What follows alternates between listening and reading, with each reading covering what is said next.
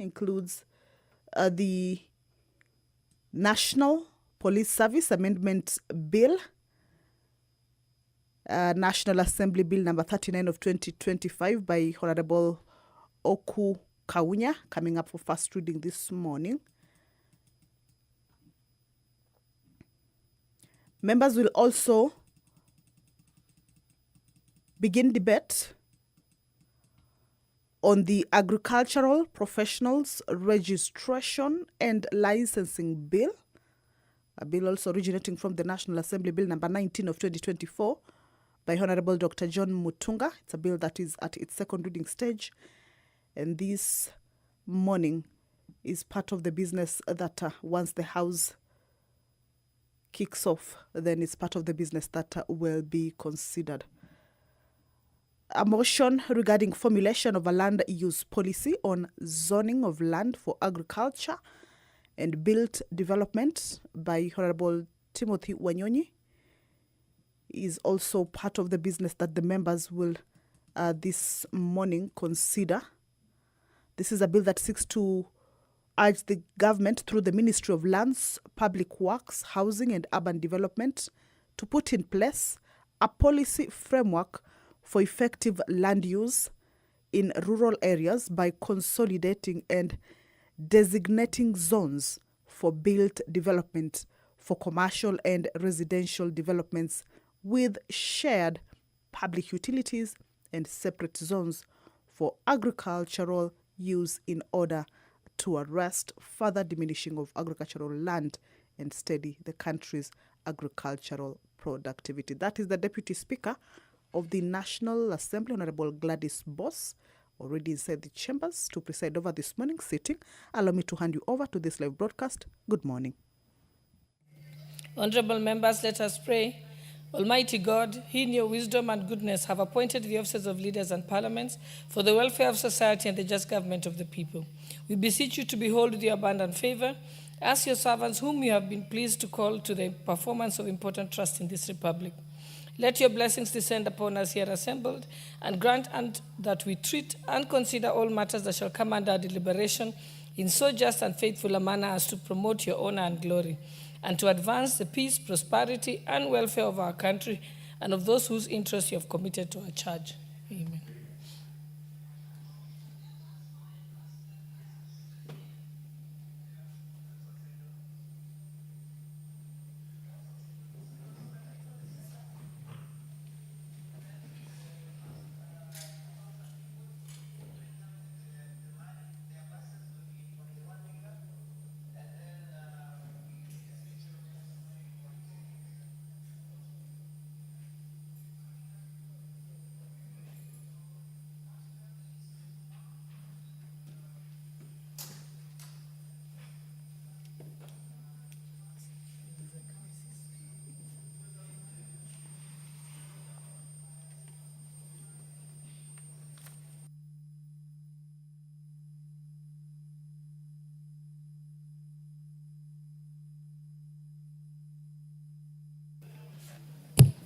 I direct that the quorum bell be rung for 10 minutes.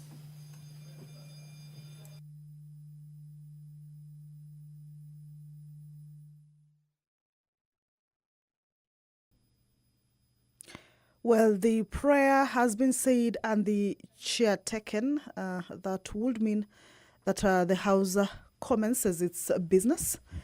However, due to a quorum hitch, that process has been interrupted, meaning that the House business will not commence yet until that quorum is instituted or raised.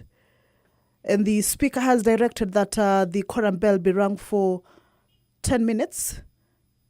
This is as provided for in the House Standing Order number 34, just to give room for members who may be within the precincts of Parliament and perhaps running late to be able to hasten their steps and be able to join their colleagues inside the chamber.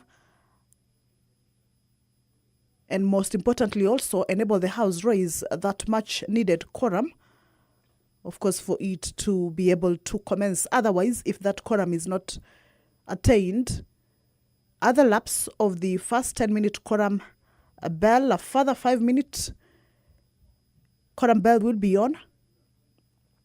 But if the second round of the quorum bell lapses without the House having raised that quorum, then the House risks being adjourned. However, from the look of things at the entrance of the National Assembly chambers, we have seen a few more members making their way into the chambers. Remember, the Sergeant at Arms are also keeping tabs with the numbers. At least 50 members are needed to be inside the chamber for it to be deemed to have quorated. That is at the commencement of the House. And if, once that quorum is raised, then the business will, without any further delay, commence. Remember, the time allocated for the sitting is 9:30, so it's just 5 minutes into it. And we believe that quorum will be raised. And also, you will remember that this is just the second day after the National Assembly resumed from the long recess. So a full in-tray of business is awaiting the House to be able to dispense with as they conclude this fourth session, the third part of this fourth session in this calendar year.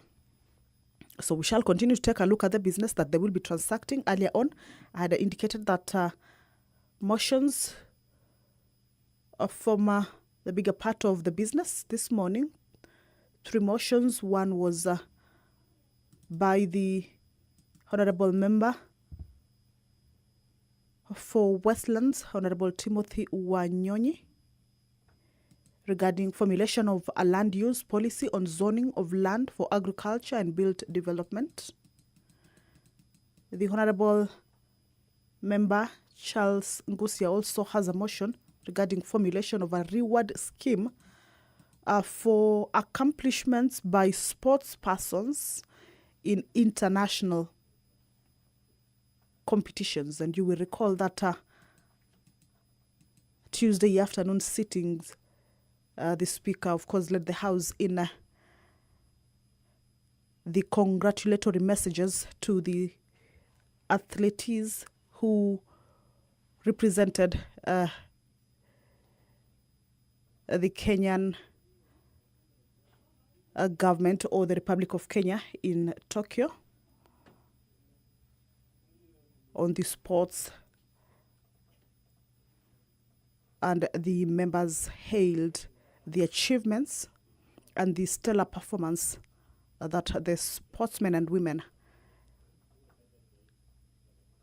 brought to the country. So this particular motion, the House will be urging the government through the Ministry of Youth Affairs, Sports and Arts to develop a policy that standardized sports, or rather develop a policy and a standardized sports reward scheme for recognizing the achievements made by sports persons in internationally recognized competitions through one, financial rewards of 6 million Kenya shillings for setting new world records, 4 million Kenya shillings for gold medalists, 3 million Kenya shillings for silver medalists, and 2 million Kenya shillings for bronze medalists.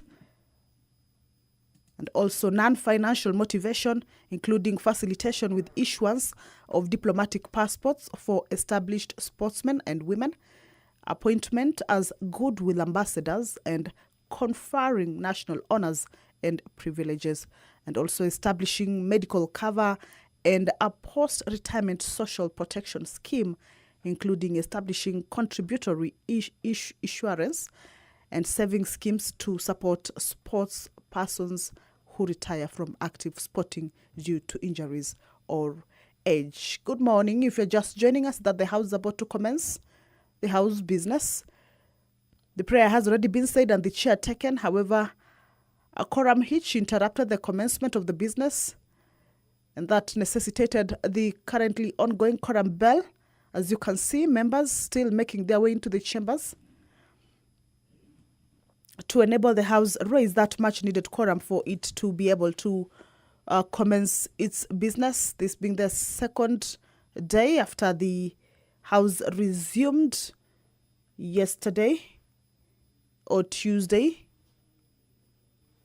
And members have a full entry of business to dispense with. So we believe that that quorum will be attained. Remember, if it fails to raise that quorum, then it might be adjourned, or the business might be adjourned until the next sitting. However, since the quorum bell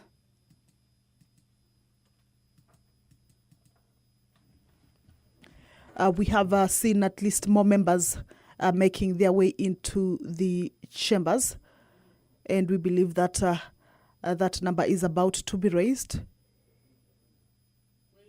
Once that quorum is raised, then the Sergeant at Arms, as is the tradition, shall see them raise a white paper or also alert the clerk and the speaker that the quorum has been raised for the business to be able to commence. The third motion that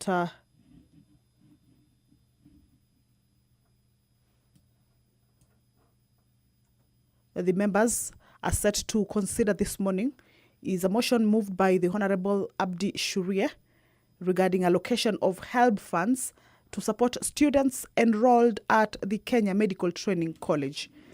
The motion regarding allocation of HELB funds to support students enrolled at the Kenya Medical Training College, a motion that seeks the House to resolve that the government, through the Ministry of Education, facilitates issuance of HELB loans to students at the Kenya Medical Training College, and if no funds are appropriated for this exercise, approval is hereby granted for the National Treasury to release funds amounting to not less than 1.5 billion Kenya shillings to the Higher Educational Loans Board, pursuant to provisions of the constitutions for loans to KMTC students, and that such release be regularized through the third supplementary estimates for the financial year 2024-2025. This is a motion that is also coming up for consideration. Now, pursuant to provisions of Standing Order 44, paragraph 2C, where members have an opportunity to request for statements, and also various chairpersons of committees respond to those concerns that members raise. This morning, the Honorable Member for Isiolo, Mina Bonaya, will be requesting for a statement regarding disappearance of Mr. Mukhtar Tache Ali, a statement that will be forwarded to the Departmental Committee on Administration and Internal Security. Now, once these statements are requested, the committees have a chance to go through and inquire on some of the issues that have been raised by the members.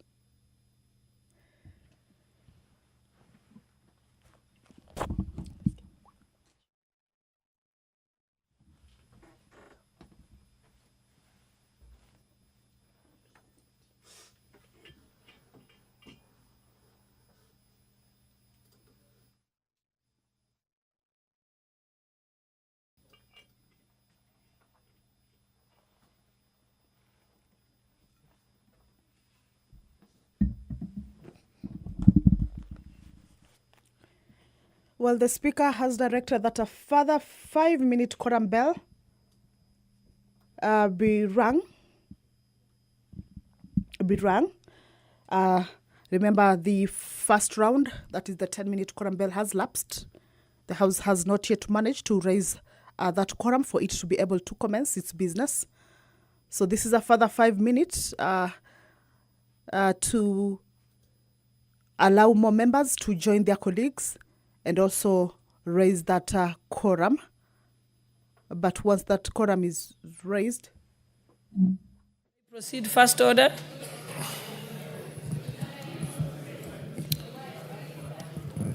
Order number 1, administration of oath. Order number 2, communication from the chair. Order number 3, messages. Order number 4, petitions. Order number 5, papers. Majority Leader. Honorable Owen, on behalf of Majority Leader.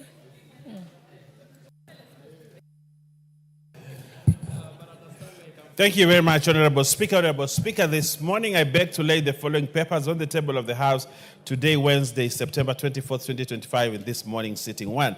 Legal notice number 160 of 2025 relating to the Wildlife Conservation and Management Access, Entry and Conservation Fees Regulations 2025 and the following accompanying documents from the Ministry of Tourism and Wildlife. A. The explanatory memorandum. B. The regulatory impact statement, RIS. The Cabinet Secretary's compliance certificate. D. Public participation report. E. Validation report. F. Tripartite stakeholders meeting report. G. Pricing study. And H. Notice of publication and RIS and public participation of the Wildlife Conservation and Management Access, Entry and Conservation Fees Regulations 2025. 2. Legal notice number 142 of 2025 relating to the Public Finance Management Government Press Fund Regulations 2025, the regulatory impact statement, and the explanatory memorandum from the National Treasury and Economic Planning. 3. 56th monetary policy statement for June 2025 from the National Treasury and Economic Planning. And 4. Reports of the Auditor General and financial statements for the year ended 30th June 2025 and the certificates therein in respect of 1. Africa Center for Excellence ICEII in Phytochemical, Textile and Renewable Energy Project IDA credit number 5798KE, Moi University. 2. Ethics and Anti-Corruption Commission.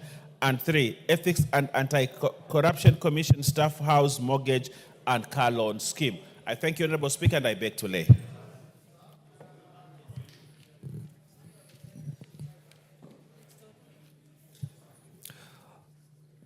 Order number 6, notices of motion. Order number 7, questions and statements.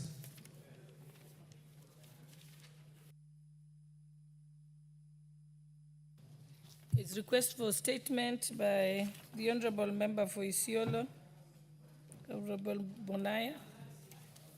Are you ready? Yeah. Okay. Thank you, Madam Speaker.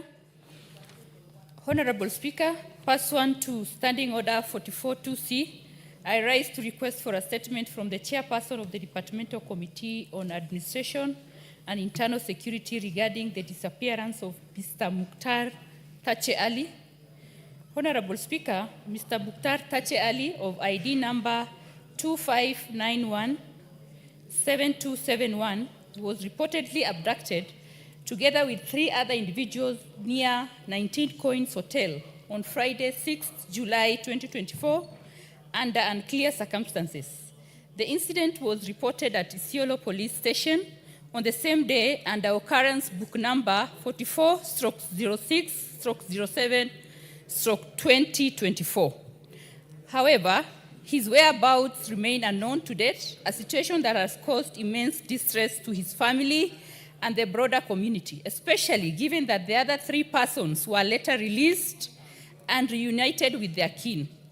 The inordinate delay by the security agencies to trace Mr. Mukhtar and reunite him with his family or charge him in a court of law in case of any offense committed raises concerns about his safety.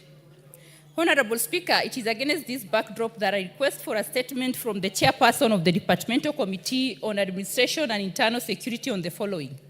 1. A comprehensive report on the circumstances leading to the disappearance of Mr. Mukhtar Tache Ali and efforts made to establish his whereabouts and ensure his safe reunion with his family. And 2, the measures being taken to address the increasing cases of abductions and enforced disappearances in the country, and to ensure accountability for individuals or entities found culpable. I thank you, Honorable Speaker. On Departmental Committee on Administration and Internal Security, Honorable Tongoyo, how long will you get the response for her? Thank you, Madam Speaker. I will ask that get 2 weeks to respond, but considering the sensitivity of the matter, considering this is a Kenya who is missing, allow me to do an interim response next week, Thursday. Okay. Yeah, as we wait for a comprehensive response in 2 weeks' time. Okay. Yes, what's your point of order? Madam Chair, we don't trust the Honorable Tongoyo, the Chair of Administration. Because, Madam Chair, the last time before we went for a recess, I also asked a similar statement in this House, and it is unanswered, Honorable Chair, about also Yours is next. a missing person by the name Bethuel Chesir, who was also abducted around that time of July 7. And by then, the Honorable Chair Tongoyo promised to give an interim statement within 2 days. I remember it was on Tuesday. And now it's almost 2 months. So how can we trust Tongoyo to give a satisfactory answer to the Honorable Women for Isholo when he has not even responded my statement, Honorable Chair, Speaker? Do you have anything to say, Honorable Tongoyo?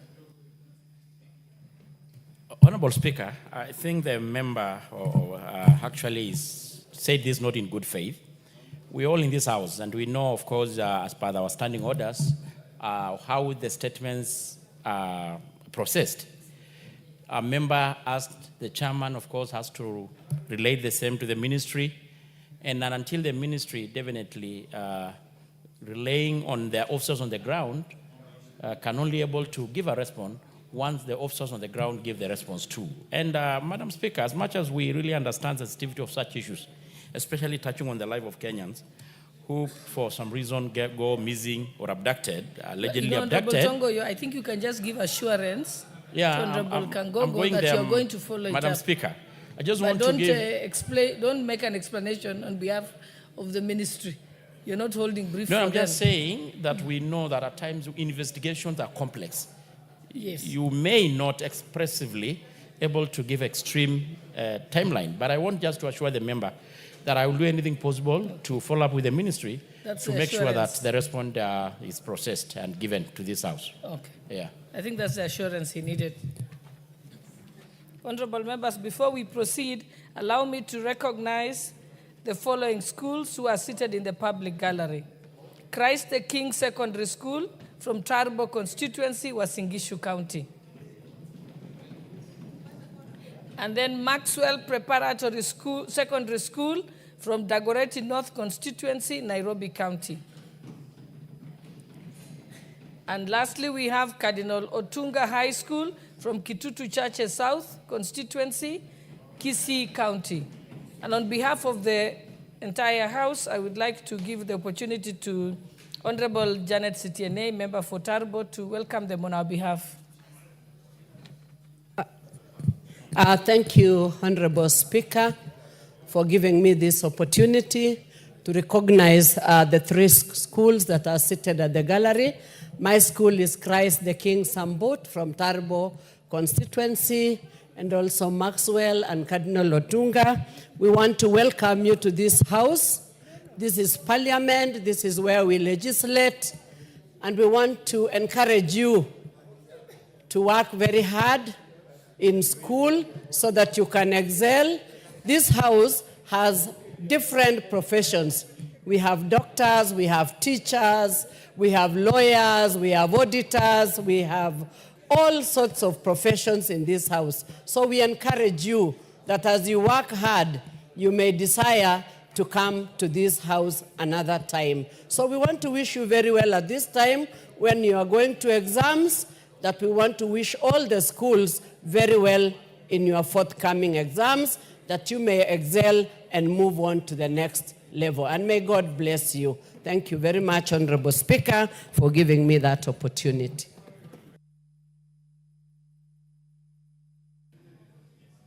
I'm informed that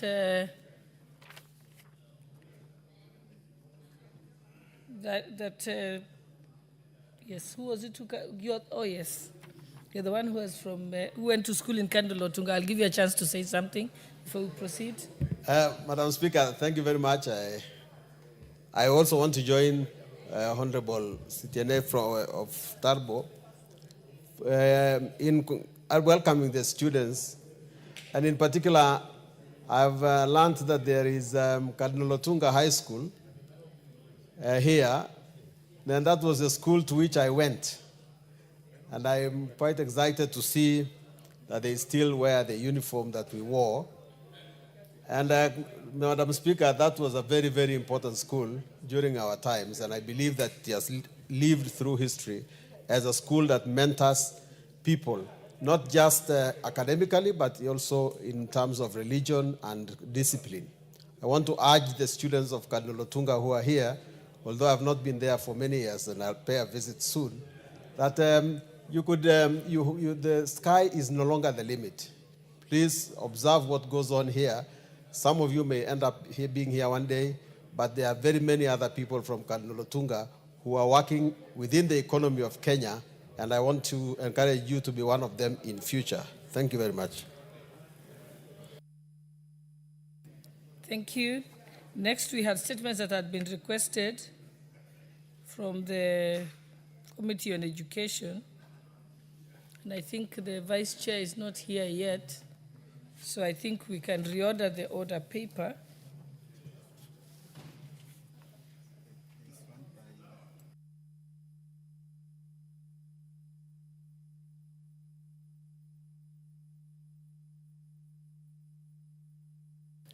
I think there's one that's being requested that was being responded to by Administration and Internal Security.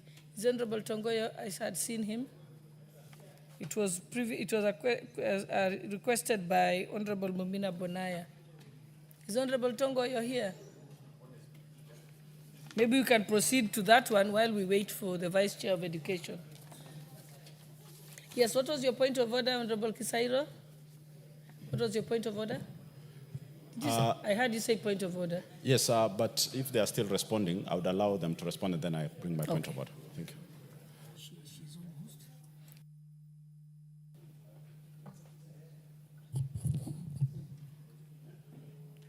What was it?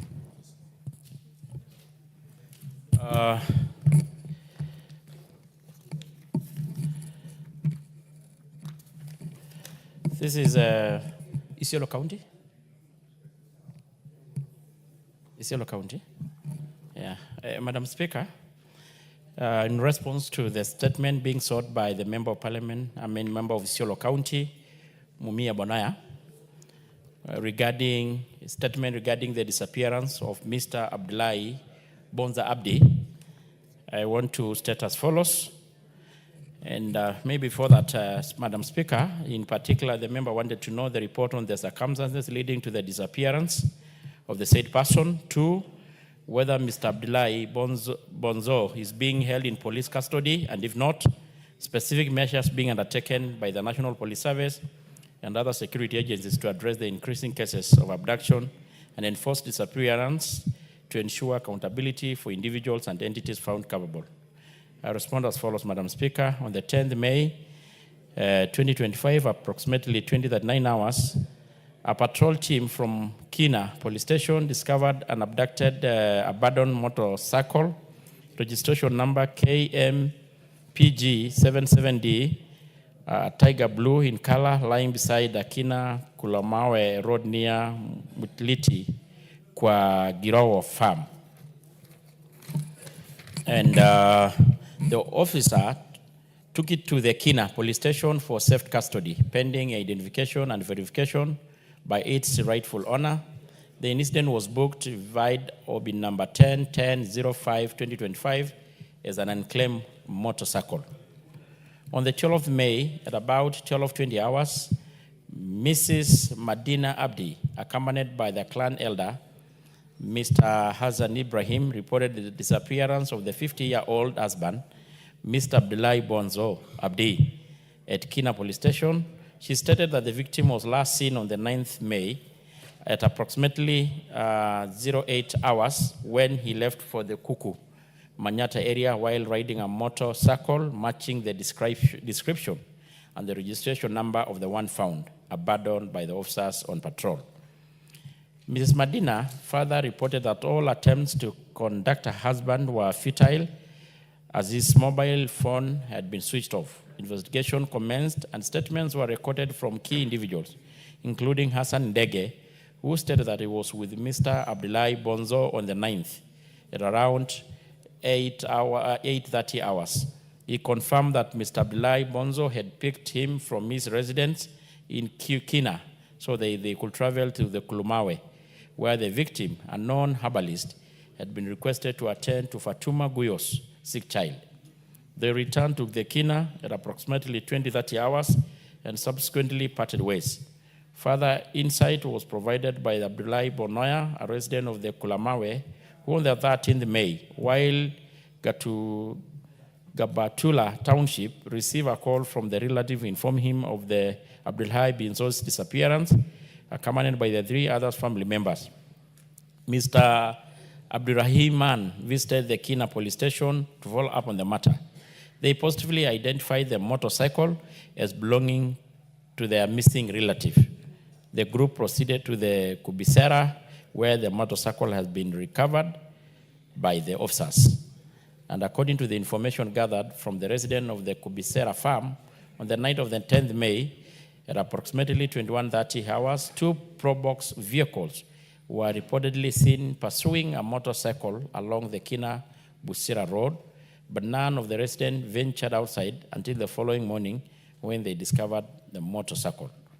A missing person signal was subsequently circulated via reference number SECP OL 2/1/18/volume 12 dated 13th May to support the ongoing investigation and facilitate and coordinate search. The search remained under active investigation with no breakthrough made so far. That is by the time of the signing of the question, this statement. On the second question, Honorable Chair, the National Police Service confirmed that Mr. Abdullahi Bonzo is not being held in any police station or custody across the country. Once his whereabouts are established, his family will be informed without delay. The National Police Service remains firmly committed to upholding the Constitution of Kenya and safeguarding the fundamental right and freedom of all citizens. The service reviews claim of enforced disappearance, which is not sanctioned operation of the state. Such acts are criminal in nature and perpetrated by individuals or organized criminal elements acting outside the law. To mitigate and respond to the instance of abduction and enhance public safety, the government has instituted the following proactive measures. A dedicated anti-abduction squad domiciled at the DCI headquarters was formed to swiftly address reported abduction cases. And I think that is very important to note, Madam Speaker. The police will conduct investigation to all reported cases, ensuring prompt arraignment in court of law of those found culpable to deter future criminal activities. Encourage members of the public to share information with the police through Fichua DCI toll-free number, which is publicly circulated 0800-722-203, and WhatsApp number of 0709-570-000 to ensure confidentiality in reporting of crime and safety of the whistleblowers, and of reactivating inactive community policing to ensure cooperation between the police and community, and fostering information sharing and early identification of security threats, and continuously strengthening both foot and mobile patrol to prevent crime while enforcing police visibility in key areas such as residential neighborhood, markets, and transport units. Signed by the CS Interior, CS Cabinet Secretary for Interior, National Administration, Honorable Kipchumba Murkomen. I submit, Madam Speaker.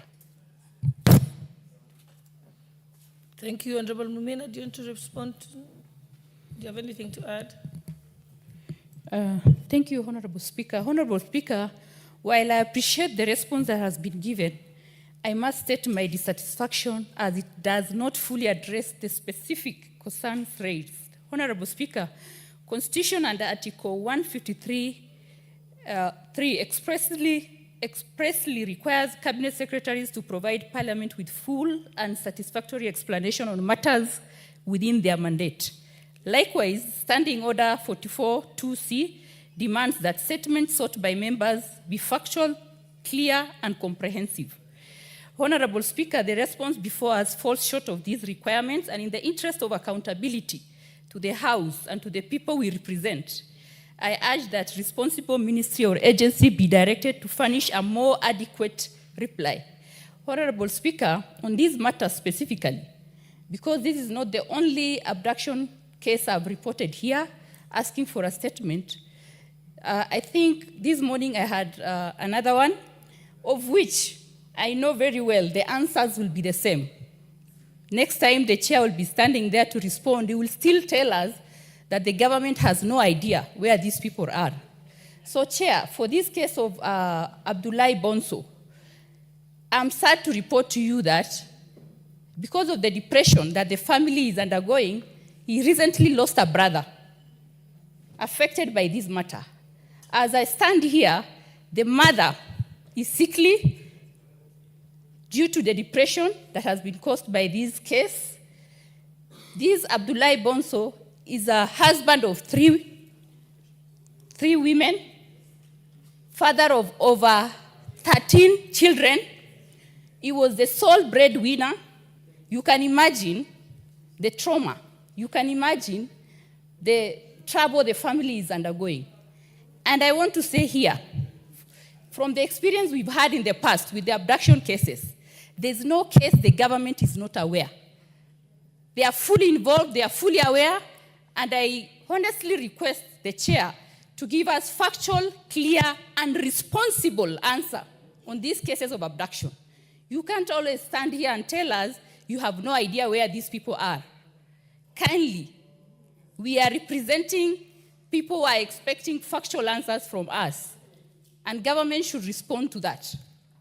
Thank you, Honorable Speaker.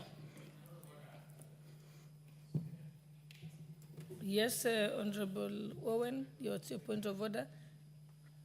Thank you, Honorable Speaker. Honorable Speaker, I appreciate the response coming from the Honorable Member of Parliament.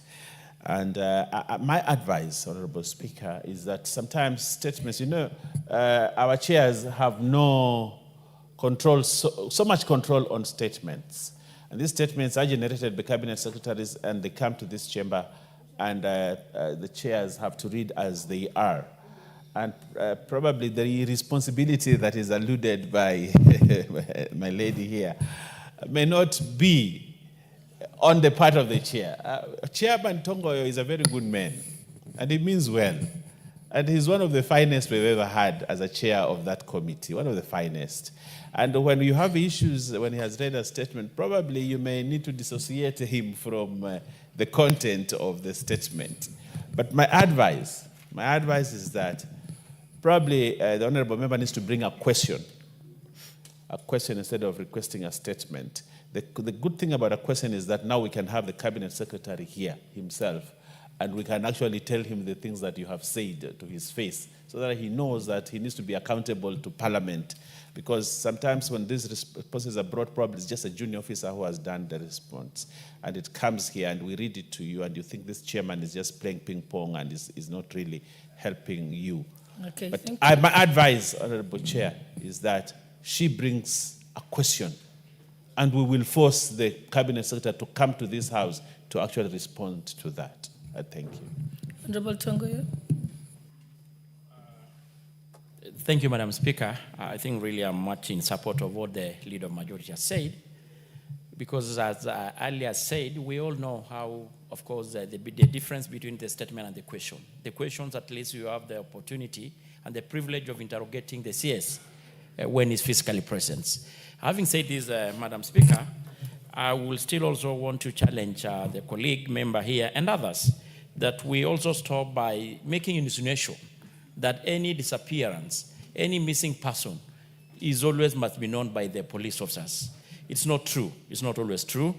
As actually indicated and well stated in the statement, and Madam Speaker, that the National Police Service remain firmly committed to upholding the Constitution of Kenya and safeguarding the fundamental right of freedom of all citizens, to include never to do abduction. The National Police Service don't do abduction. Criminal does abductions, not the police officers. So, but having said this, if we can rechannel and reframe the statement to a question, maybe the CS will be able to have an opportunity to be more interrogated. Thank you. Thank you. Next, we have the response to the question by Honorable Joyce Bensouda, member for Homa Bay County by Education Committee. Vice Chair, already you may proceed. Thank you, Madam Speaker. And I wish to respond to the statement by Honorable Joyce Bensouda on recruitment and deployment of teachers. The question was the procedure used in the recruitment and deployment of teachers to ensure that there's stability and continuity for both the teachers and students. So the key principle driving recruitment and deployment of teachers is that the Commission is an equal opportunity employer that abides by the tenets of the law espoused upon Constitution, TSC Act, and the Employment Act, the National Cohesion and the Integration Act, amongst other pieces of legislation. Two, in accordance with Section 55 of our Code of Regulation, the Commission has developed teacher recruitment policy that governs the recruitment process to ensure that the process is carried out in a lawful manner and within the tenets of rights and freedoms as stipulated under the Constitution. The policy outlines the skills and competencies necessary for one to be recruited, and of course a copy is available for your review. The policy is informed by the values and the principles of public service that include fair competition and merit, transparency and accountability, equity, fairness and impartiality, inclusiveness and non-discrimination. Accordingly, the recruitment procedure described below ensures that there is stability and continuity in the teaching sector. The recruitment procedure is as follows. One is the identification of vacancies. The process of teachers' recruitment begins with the identification of vacancies, which will be determined by existing vacancies arising out of teacher shortage or vacancies arising from the teacher once the teacher exists. Two, vacancy distribution. Vacancies are distributed proportionally to counties and sub-counties, ensuring that each region receives a fair share of opportunities based on needs and available positions. The third one is advertisements for recruitment. Once the vacancies have been identified and approved based on the available budget, the demand and supply of teachers and the existing establishments, the Commission advertises for the vacancies in the print media and through the Commission's website. During this period, the teachers apply online via the TSC recruitment portal. Document verification exercise. Once the application period is over, the Commission invites the shortlisted teachers for verification of academic certificates and other relevant documents at the sub-county offices or school level. Then we have the decentralized interview process. Pursuant to Article 6.3 of the Constitution, and with an aim to improve service delivery to the grassroots level, interviews are conducted at the sub-county or school level, enabling access and regional representation.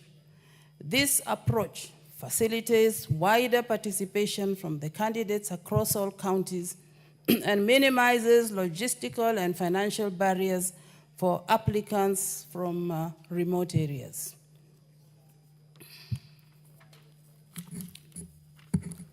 Then we have standardized scoring criteria. A uniform interview scoring guide is applied across all regions.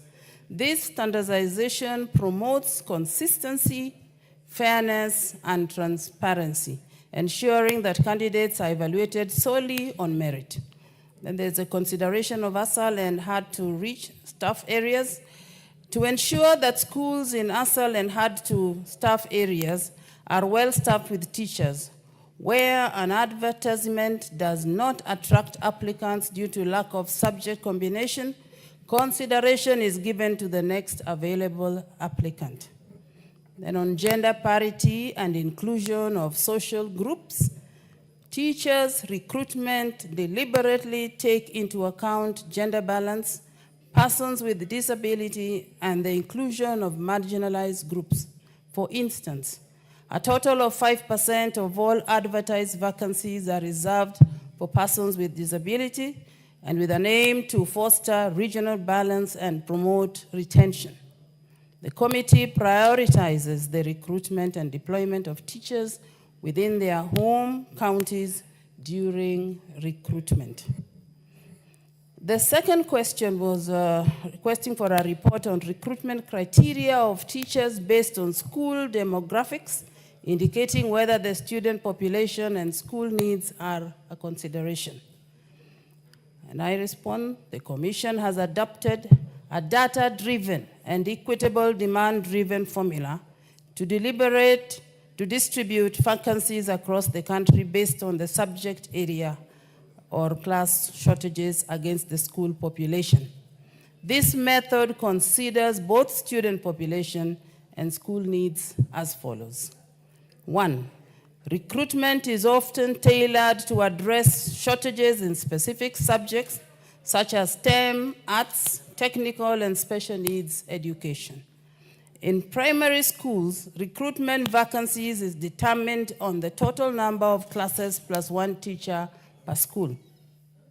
3, in secondary and junior school, staffing of the schools is based on the curriculum-based establishment, where the total number of teachers needed per school is based on the total number of learners, that is classes, against the required teachers per subject, that is per class.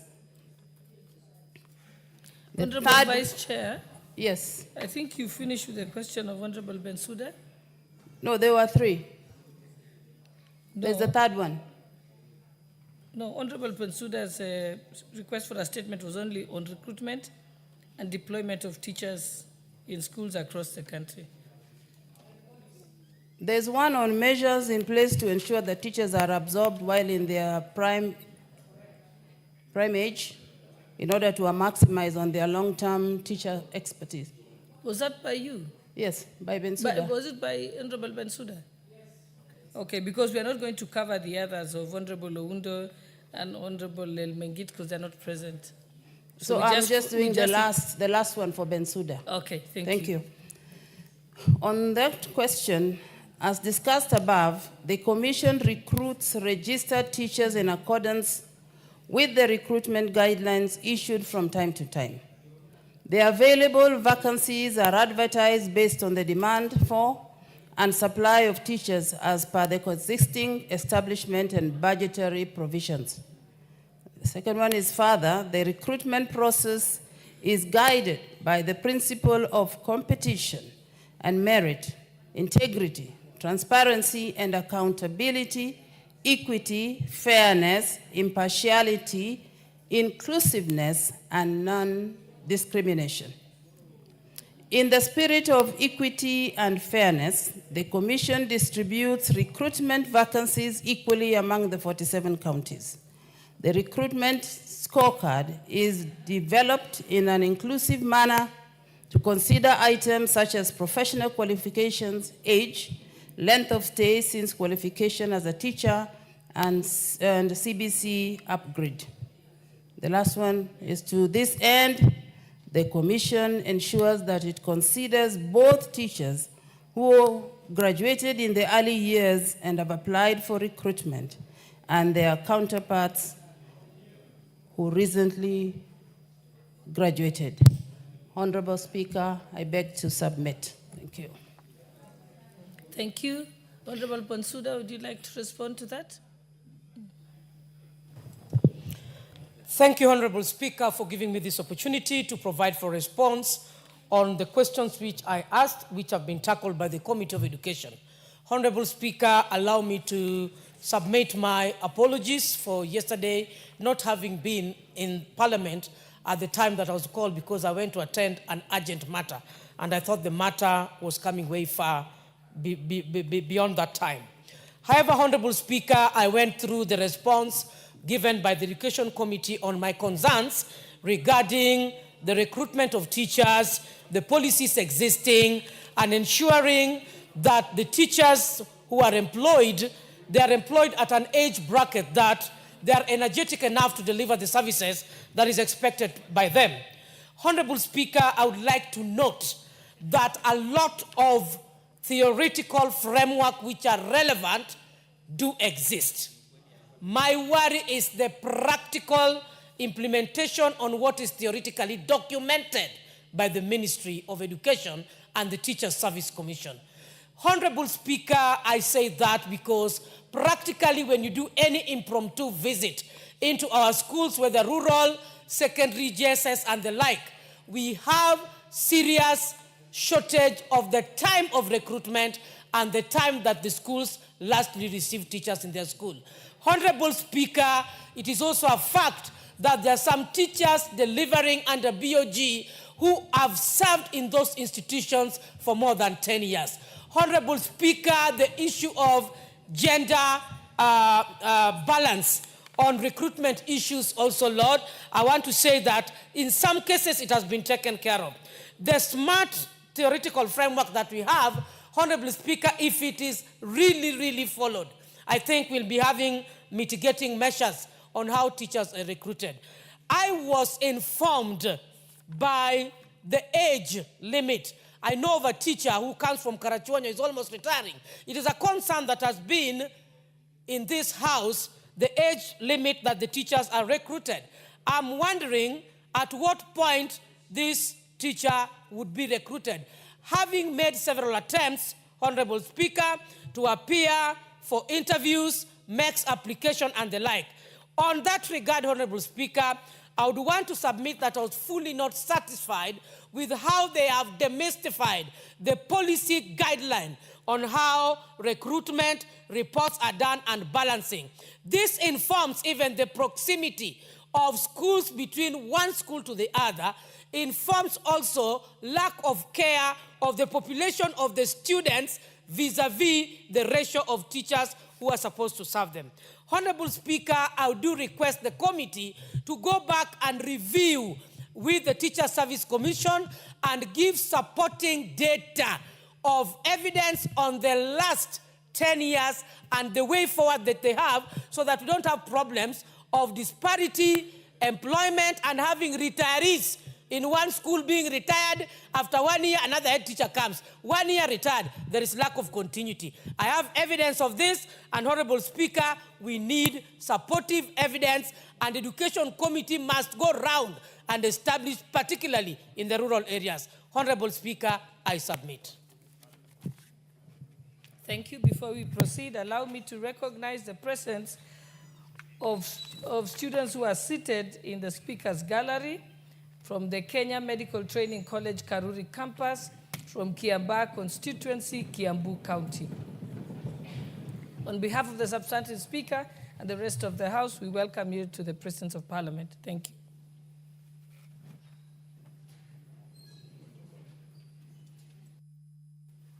What's your point of order? Member for Kitutu Masaba. Thank you, Honorable Speaker. First, I have two issues. The first one is I had sought for a statement of delayed remittance for SHA for a child, Agnes Nyanchoka, who was stuck in India for some days. Honorable Speaker, I have not gotten that response despite me having been promised that response was to come within 1 week. This has led that the family had to go Honorable looking Member, for loans. why don't we, I thought you were following up on the question of on the statement of Honorable Bensouda. No, I so thought why don't we Bensouda let was us done. finish that? I only All let right. you on that before you can, Okay. can give an opportunity. Yes, Vice Chairperson?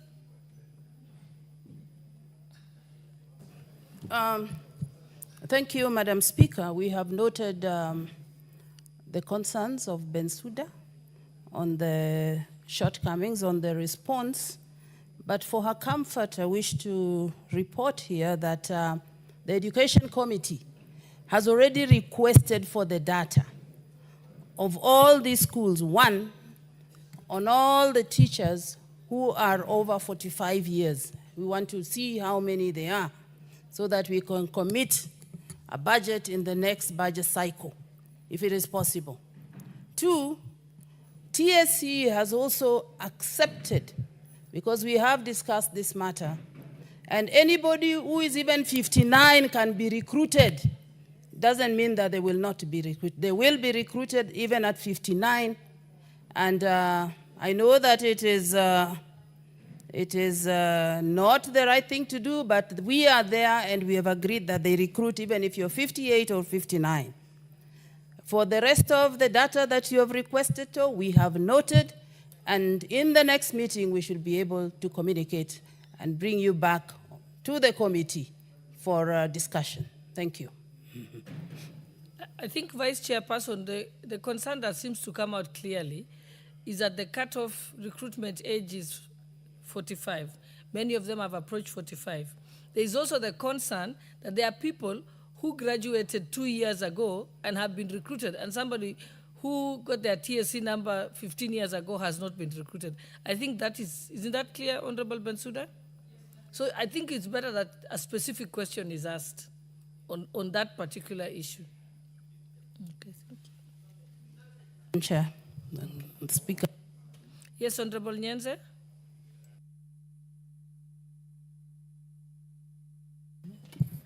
Thank you, Honorable Speaker, but I'm not Nyense, I'm Susan Kiamba from Makueni. Thank you, Honorable Speaker. I wish to also put my word in the statement that was brought by Bensouda and others and responded by the committee.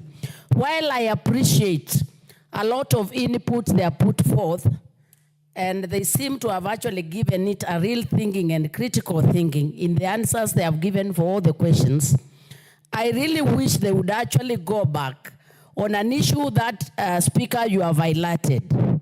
In my constituency, I have 10 women. I can give you their numbers and their TSC numbers, who are now above 48. And they have applied and even given me the number to push for them. And I've pushed and I can't push any further. These are mothers who went for training. They have over 15 years trained and they have not been employed. I think the committee should be intentional. The committee should be intentional and ensure that, because teaching is a very specialized training. And when somebody misses the employment, it means that training goes to the West and this country actually loses on that particular person. I would urge the committee in collaboration with the TSC to be very clear. There is no need for a teacher to retire before he or she has worked. I think it's unfair to this country because that is an investment that this country has made on that particular individual. And I think it is very evident. You don't even need to go far.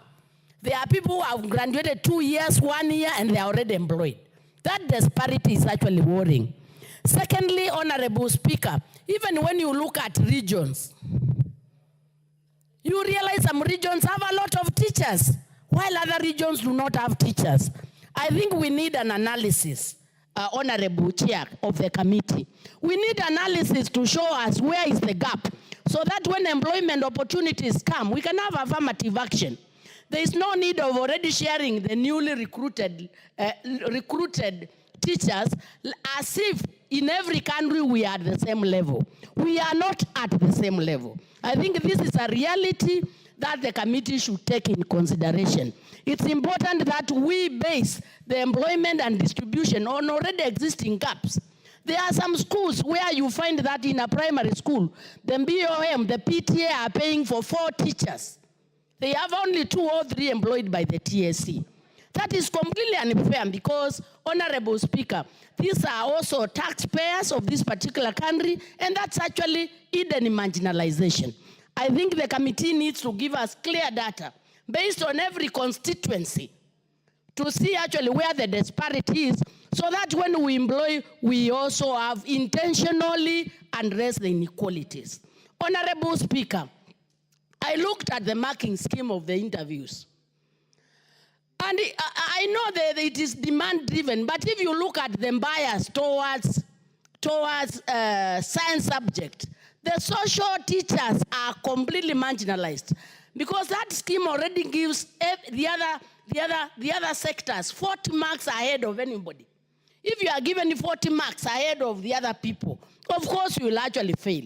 And unless as a government we develop a strategy of where else we are observing the social science teachers, then I think it's unfair to look like it is not our responsibility in this particular country to take care of the trained teachers. If the teachers cannot actually fit in school, then we should create other avenues where the teachers should be employed, and especially those who have done social sciences. 40 marks ahead is completely throwing them out of the market. And I think it's not fair for any country to do that because all those are our people. Honorable Speaker, I think also another thing to check is the issue of the promotion with the teachers. I think this is also having a very big gap. You realize, like in most areas, people are qualified, but they never get promoted. While in other areas, you get the people promoted.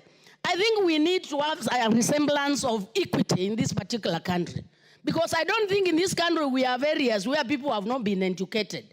The issue of saying this area do not have people educated is a thing of the past. Even in Turkana now we have enough teachers to employ.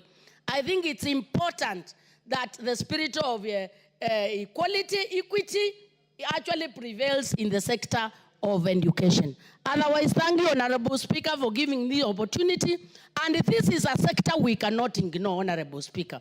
It is what we wake up every day. Every day we wake up on issues and education.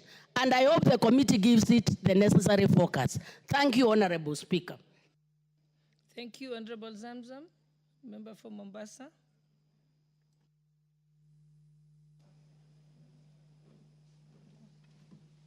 Asante sana Mheshimiwa Spika, na mimi niweze pia kuweza kumuunga mkono Mheshimiwa Bensouda kwa kuleta swala hili ndani ya bunge. Mheshimiwa Spika, Mheshimiwa Spika, ni dhahiri walimu wengi ambao wamesomea na wamesha graduate, wamepata vibali vyao miaka mingi sana, wamekaa bila kupata kazi. Mheshimiwa Spika, wakati wenzao wa nyuma, wadogo zao wamekuja nyuma na wamepata nafasi ya kufanya kazi. Mheshimiwa Spika, na Mheshimiwa Spika, sio nafasi ya kazi tu, hata wale ambao wako kazini. Mheshimiwa Spika, wakati mwingine unapata mwalimu amekaa miaka 14, miaka 15, miaka 18, hata promotion pia hajapewa. Mheshimiwa Spika, kwa hiyo hali ya walimu katika taifa hili pia, Mheshimiwa Spika, ni ya kusikitisha kwa sababu hawapati ile haki sawa. Na ikiwa itatokea hata masala ya promotion, Mheshimiwa Spika, waangalie wale ambao wamefanya kazi yao vizuri na wamekaa muda mrefu, waweze pia wao kupewa promotion. Kama kuna mwalimu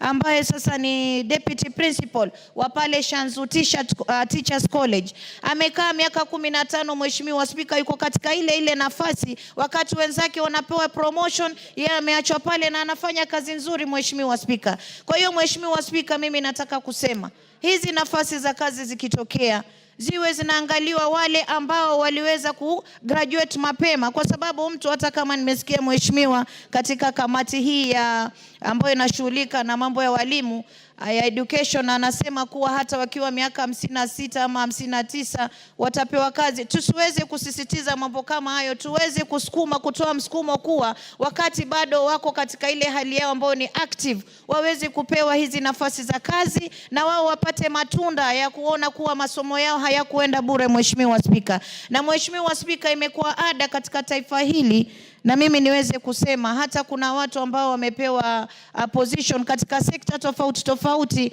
ambao pengine walikuwa ni political rejects na mambo kama haya, na kuna watu ambao ni professionals ambao wangeweza kupewa nafasi hizi wakafanya kazi nzuri. Sasa unapata wale ambao walianguka pengine kiti cha siasa, ameenda amewekwa sehemu, badala ya kufanya kazi vizuri, anakuwa sasa yeye ndo anaweka tumbo lake mbele, kwa sababu hata ile nafasi amepewa pengine si professional katika nafasi hiyo, Mheshimiwa Spika. Kwa hiyo Mheshimiwa Spika, mimi nasema ikiwa Kenya tunataka kuipeleka mbele sawa, tuwapatie wale ambao ni professionals katika sekta tofauti tofauti waweze kuongoza, ndio waweze kusaidia rais hata kupeleka Kenya mbele. Lakini kwa walimu nasisitiza walimu wapewe nafasi sawa. Ikiwa nafasi zinatokea, wale walio graduate mapema wapewe hizo nafasi mapema, wale ambao wanafuatia waje kwa nyuma, Mheshimiwa Spika. Na ikitokea pia promotion, walimu waangaliwe, mtu ameserve ameimba na watoto darasani, Mheshimiwa Spika, amehakikisha mtoto ameshika kalamu paka amejua kuandika, amehakikisha mwanafunzi amepata masomo na amekuwa ni hata unapata yule mwanafunzi ambaye alimsomesha ameenda amepata kazi kubwa mbele yake, lakini yule mwalimu bado yuko katika ile position ambayo mwanafunzi alimwacha hapo. Mheshimiwa Spika, inakuwa si haki kwa walimu, waweze kuangaliwa maslahi yao promotion ikitokea. Na si hao tu, hata polisi pia tunaona pia wengi pia wanalalamika, Mheshimiwa Spika, amekaa sehemu moja na hajapata hata ile promotion. Kwa hiyo mimi namsupport dadangu Bensouda kwa walimu wapewe nafasi kufuatana na vile walivyo graduate kutoka katika masomo yao. Asante sana Mheshimiwa Spika. Hakuna order, we nyamaza. There is no order.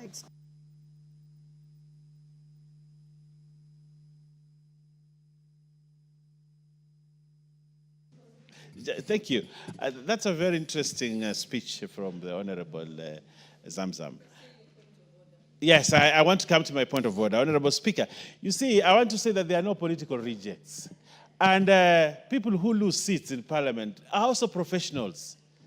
Some of these people that leave seats here are professionals, Honorable Speaker. So if you say that they should not be given those positions, there are teachers here, there are engineers here, there are doctors here, and when they lose seats, they have an opportunity to serve the country in another capacity, Honorable Speaker, and therefore they cannot be political rejects, and they should not be denied an opportunity to be appointed in another position, including Honorable Zamzam. One day when you are not the women rep of Mombasa, the president will graciously say, you are good in social this, and we appoint you to this. Honorable Owen, you have made your point. You're repeating yourself now. Let us proceed. Honorable Kibet Kimingoi, are you speaking on the same topic? Are you speaking on the same topic? No. Okay, then let's go to Honorable Marianne Kaitang, member for Aldai. Thank you, Honorable Speaker. I stand to support the statement by Honorable Bensouda on the teacher disparity. And one thing, Honorable Speaker, is that Article 10 of the Constitution of Kenya talks about issues about human dignity, equity. It talks about social justice, inclusiveness, and equality, and all the issues with regards to human rights. And when you look at the teacher disparity and distribution across this country, the employment of these teachers, you find that that part of the Constitution is actually being, is not being adhered to by those who recruit and those who distribute these teachers across the various schools in this country. I'll give you an example, Honorable Speaker. In the schools in my constituency, especially in the escarpment, because of the very harsh terrain of those particular areas, you find that teachers are rarely posted in those schools, and you'll find even a school having only one TSC teacher against a population of about 300 students. And what parents are left to do is to dig into their pockets and pay BOM teachers to be able to get their learners so their children get education. That is being inequality, because the Kenya government pays for all teachers, and if my school, for example, that has one TSC teacher is being denied access to education and parents have to cough into their pockets, it means it's double jeopardy for these parents. They'll have been taxed, and at the same time they have to go into their pockets to get money to go and pay for teachers who will then teach these children. Again, these teachers who are being hired on BOM, we do not know whether they qualify to be teachers, because a board has sat and said a child of this particular place fits to come and teach in that school, and yet the system of education says that for a teacher to be employed, they have to be a TSC employed. So one thing I support is that we need to relook at the TSC employment in this country, the teacher distribution, and I would wish to request the Committee on Education to actually provide to this House a list of all the teachers, teacher numbers in every school, student population in every school, because again, there is a policy on education that says that a teacher should be for every 40 learners. So if that is the case, in places where there is huge disparity, once the table is provided, then we can do fair distribution of these teachers. And number two, for those teachers who have not been employed and have and graduated in 2013, 2015, and all those years, they're about to retire before they get into employment. If that can also be considered, so that if there is any gap that needs to be filled, then those teachers who graduated much earlier be considered, so that they can be able to fill those gaps, and those schools that are in such places like my escarpment are able to get teachers, and the parents then don't have to go into their pockets. So I totally support the motion, the statement that has been brought by Honorable Bensouda, and we wish that the Committee on Education fast-tracks this process and be able to give us the data, because if you look at those data and those disparities, we'll find that this part of the Constitution, the Article 10, is actually being, is not being adhered to by the Ministry of Education and TSC more specifically, because when they hire teachers, they are not looking at those kind of disparities. And those disparities have gone to affect even human dignity and all the aspects, because these students will sit one major exam called KPSEA, they'll sit an exam called KCSE, and all those exams are uniform across the country. The school that has all TSC teachers vis-a-vis the school that has one TSC teacher, at the exam time, they will not be given a different exam saying, because you do not have this type of teachers, we do not get this type of education. And finally, when they get to employment, and when they get to the employment industry, you will find that these teachers who do not, these schools or students that do not have teachers, they do not get opportunities to work, because they do not get proper education or good education compared to the schools that had good or the good number of teachers. So it is something that we need to all comply with the Constitution and give every part of this country equal distribution in terms of employment for teachers, in terms of distribution for those teachers who have been employed, so that all schools are equal. And we comply with our Constitution to ensure that no teacher is employed under BOM but under the TSC, because we all pay taxes, and all these taxes need to go into payment of salaries of these teachers, as opposed to parents going into their pockets to support education. I thank you, Honorable Speaker. Thank you very much. I allowed quite a big amount of time, because I know this is a very important matter that touches on every part of the country. But I think what has come out clearly is there's definitely need to have the minister come here to respond to those specific questions, and to get suggestions on looking at the policy. So now we'll move to the next. You already made your point of order. It's been noted. Okay.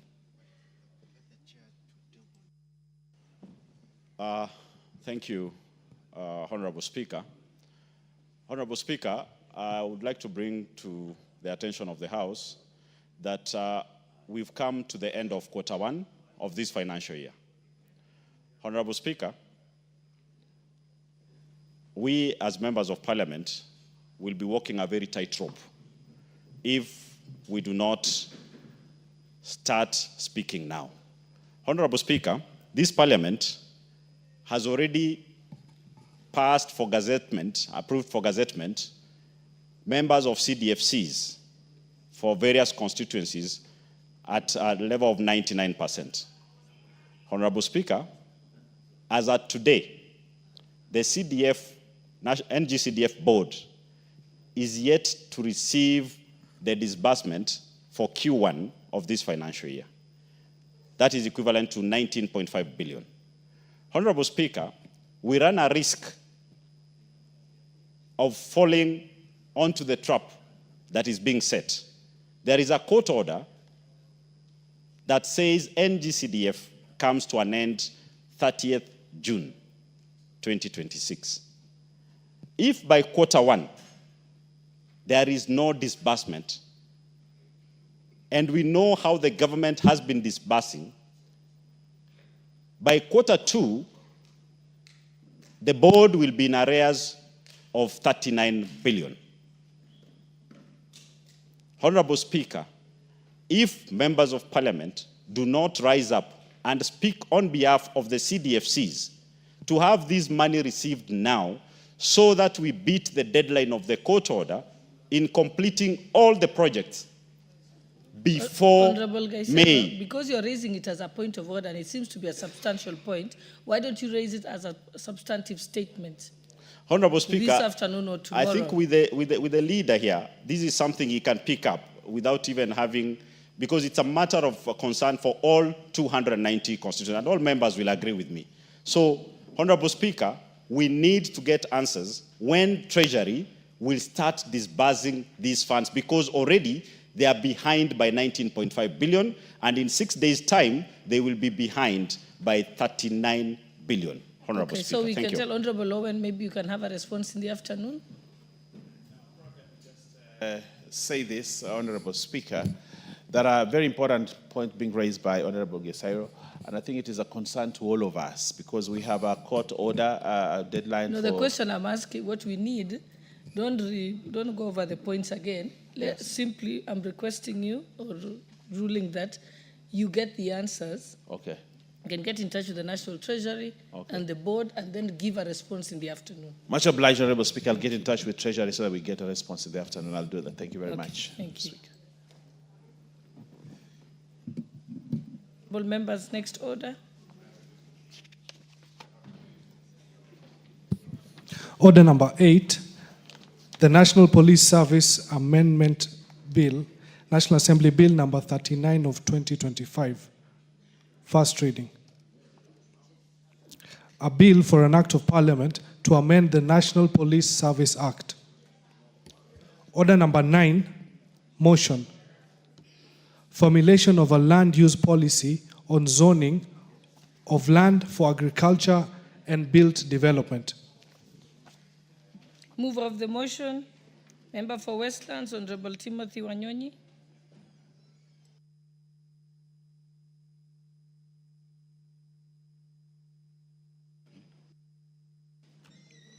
Thank you, Madam Speaker, for giving me this time to move this motion, Madam Speaker.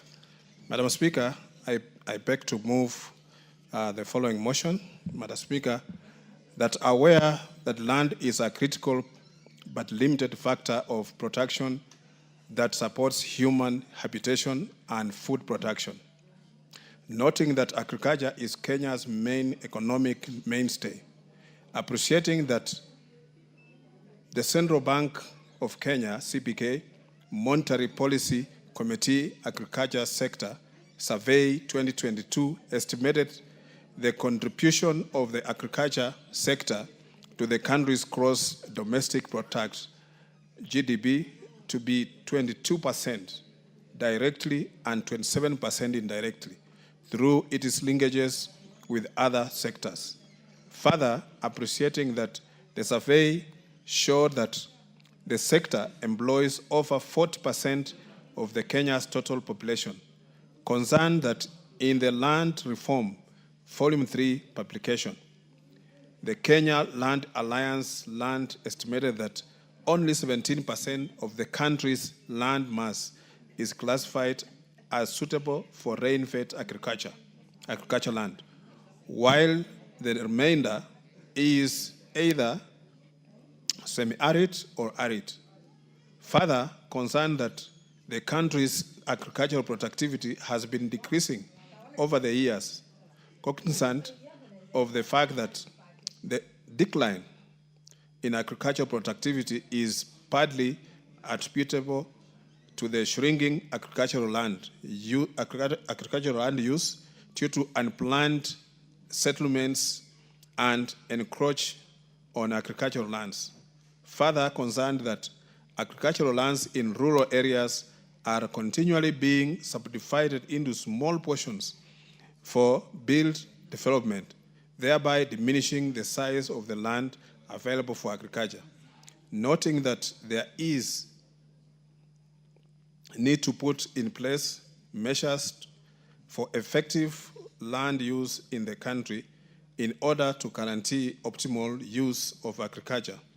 Now, therefore, this House resolved that the government, through the Ministry of Lands, Public Works, Housing, Urban Development, puts in place a policy framework for effective land use in rural areas by consolidating and designating zones for build development, for commercial and residential developments with shared public utilities, and separate zones for agricultural use, in order to arrest further diminishing of agricultural land and steady the country's agricultural productivity. Madam Speaker, I beg to move. And Madam Speaker, this is informed by the way the country is progressing, Madam Speaker. We can see that areas that were mainly agricultural and most farms around, Madam Speaker, we've seen how they have been uprooting even coffee and other things, Madam Speaker, and then trying to build houses, Madam Speaker, for residential houses. Madam Speaker, I beg to move this motion that this House, Madam Speaker, sorry,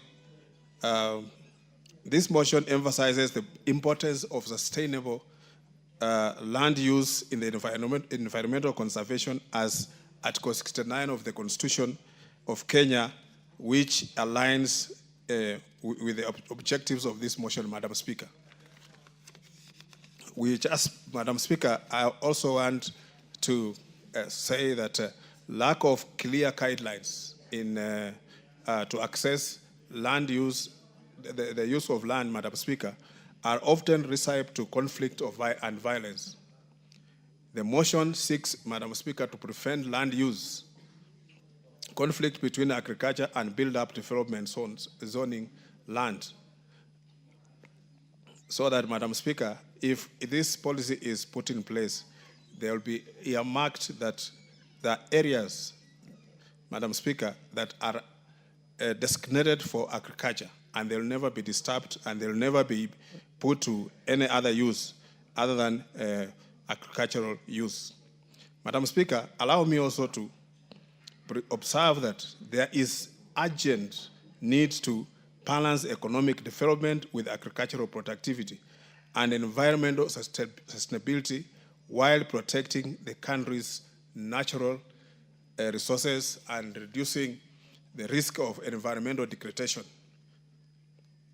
Honorable Speaker, this policy stands also to protect agricultural land, thereby increasing productivity while contributing to food security.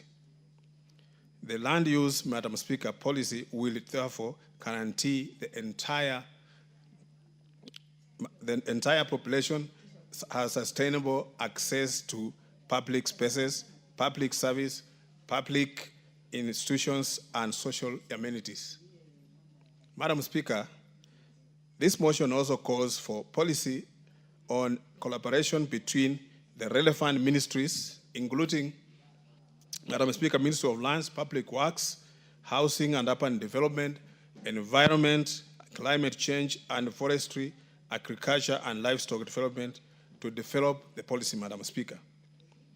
Madam Speaker, this motion also loudly calls for engagement with the key stakeholders, including farmers, developers, and local communities to ensure that the policy reflects their needs and aspirations.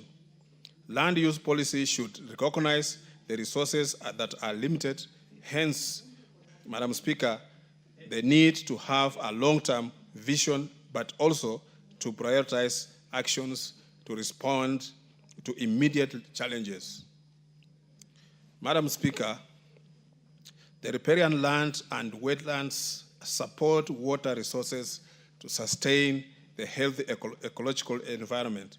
A policy in place, Madam Speaker, will ensure that riparian land is well documented and mapped out. We have seen that, Madam Speaker, especially in Nairobi here, that riparian land has been encroached and people have haphazardly engaged into development by, Madam Speaker, building on the waterways. And we've seen that when the rains come down, Madam Speaker, have caused so much havoc in the city and places where people are staying, Madam Speaker, you find houses filled with water and people displaced. This is because of this haphazard development, Madam Speaker. Honorable Speaker, if this motion is passed, it will ensure the identification and designation areas for agricultural use, including, Madam Speaker, residential, commercial, and industrial uses, protecting prime land from encroachment, Madam Speaker. Because, Madam Speaker, if we look at, especially in the rural areas, Madam Speaker, the land is being subdivided into smaller units, Madam Speaker, whereby it becomes economically not viable. Because many times, Madam Speaker, I remember some time back in India, the Prime Minister then, Indira Gandhi, Madam Speaker, came up with the agrarian revolution because of the population of India, and they needed to have sufficient food security. She came up with a system of model towns, Madam Speaker, where they moved people from the farms, those small farms, Madam Speaker, to stay in a model town where the government had developed and gave way for the land to be used for agriculture, and some for irrigation, and some, Madam Speaker, which was used for agriculture, and it has secured food security in India. And India, Madam Speaker, can even now feed itself and even export some of the food. And it's not that India is more arable than Kenya, but because of the policy that the government came up with, and they secured the food security for the citizens of that country, Madam Speaker.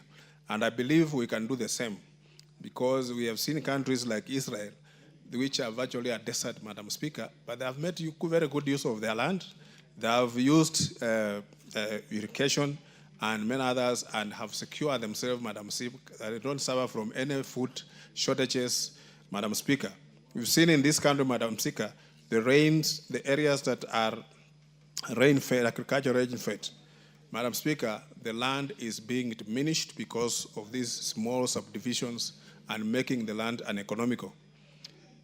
Honorable Speaker, integrating climate change in the land use and development planning will help identify and map disaster-prone areas, thus promoting land use practices that enhance climate resilience and reduce effective effects of climate change.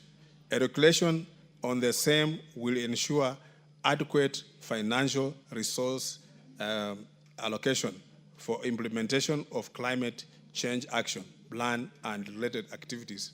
Madam, this is now the in thing across the world, Mr. Speaker, Madam Speaker, because now, because of the climate change, the effect of the climate change, Madam Speaker, is affecting so many things. We've seen that there are reports that the weather patterns have changed, Madam Speaker. The rising of the levels of water in the seas and many other areas, Madam Speaker. And also, you see the weather pattern now that was predictable, now is no longer predictable. You just find sometimes delays in the rains, or rains comes at the time that is not expected and causes a lot of havoc. So when we align this and make this policy to climate change, Madam Speaker, we shall secure ourselves and protect our environment. Honorable Speaker, the enactment of this policy will ensure that the environmental factors such as conservation of natural habitat and water services in the land use planning are considered.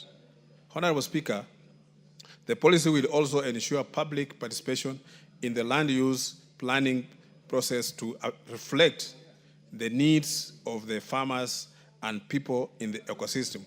Madam Speaker, public participation is a constitutional requirement, and Madam Speaker, when these things affect the people, we need to bring, Madam Speaker, to involve people so that they can give their views in this formulation of the policy, so that it is applied across the board and that it will be acceptable with everyone, Madam Speaker, and people can embrace it, because when we are going to secure land for agricultural use, Madam Speaker, it will improve our food security and also provide security for our people.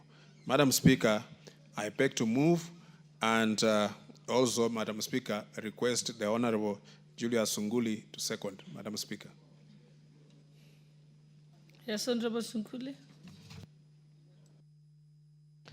Yeah, Madam Speaker, I am quite glad to second this important motion by our friend Honorable Tim Wanyonyi, because this motion, the purpose of this motion is actually to urge the government to put in place regulations, guidelines, and strategies to ensure the sustainable use of fertile land,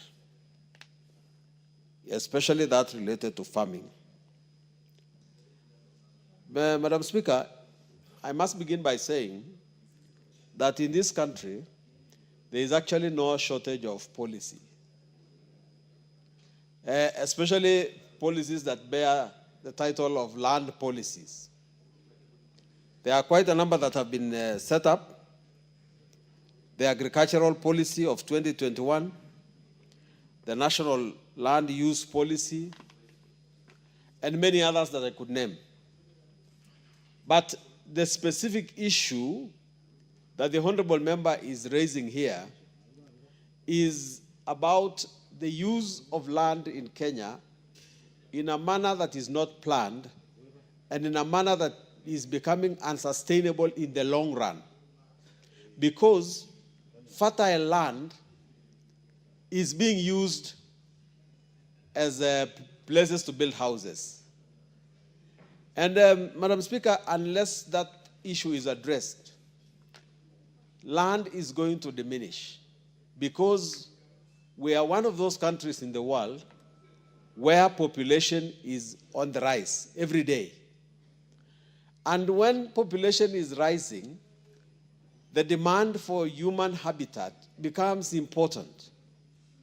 And therefore, it becomes the responsibility of the government to make sure that in order to plan for future generations, we have to have land that is specifically zoned for agriculture and land that is prohibited for human habitat, and therefore to designate the kind of places where people can build their lands. This issue is actually more prominent in the rural areas. And those of us who represent rural constituencies know that places where there just used to be 5 elders now has very many children, and that land has been subdivided, and some of the young people have actually been allocated land very close to the river or quite in the middle of what used to be the farm, and that's where they have put their houses. And because of that, land has become very, very scarce. I come from a place which neighbors the Kisii area. And when we were growing up, an average person there owned about 10 acres. When he got 2 children, the land was divided into 5 acres each.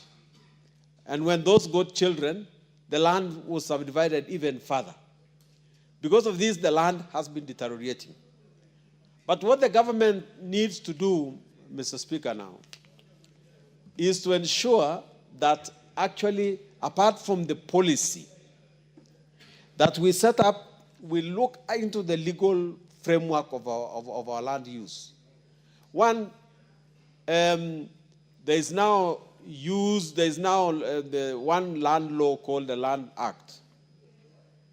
But the title deed that we have there is one that gives you what you call absolute proprietorship.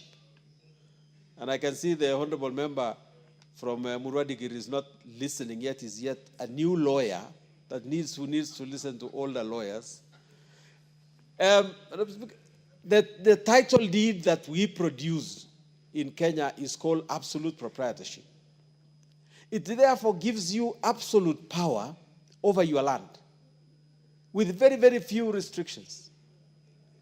And unless we temper this absolute proprietorship to make it possible for government to intervene on how you may not use your land, it's going to be a terrible thing, because people are going to do to their land whatever they are going to do with it, and they will not care whether the nation is going to produce food or whether future generations are going to use this land. And apart from just subdivision, there is another enemy of the use of land that is going to make food even less and less sustainable. In the constituency, for instance, that I come from, we have been actually net producers of food. We produce maize, we produce milk, we produce beans, but now there is a new rush to cash crop. And now everybody is growing sugarcane.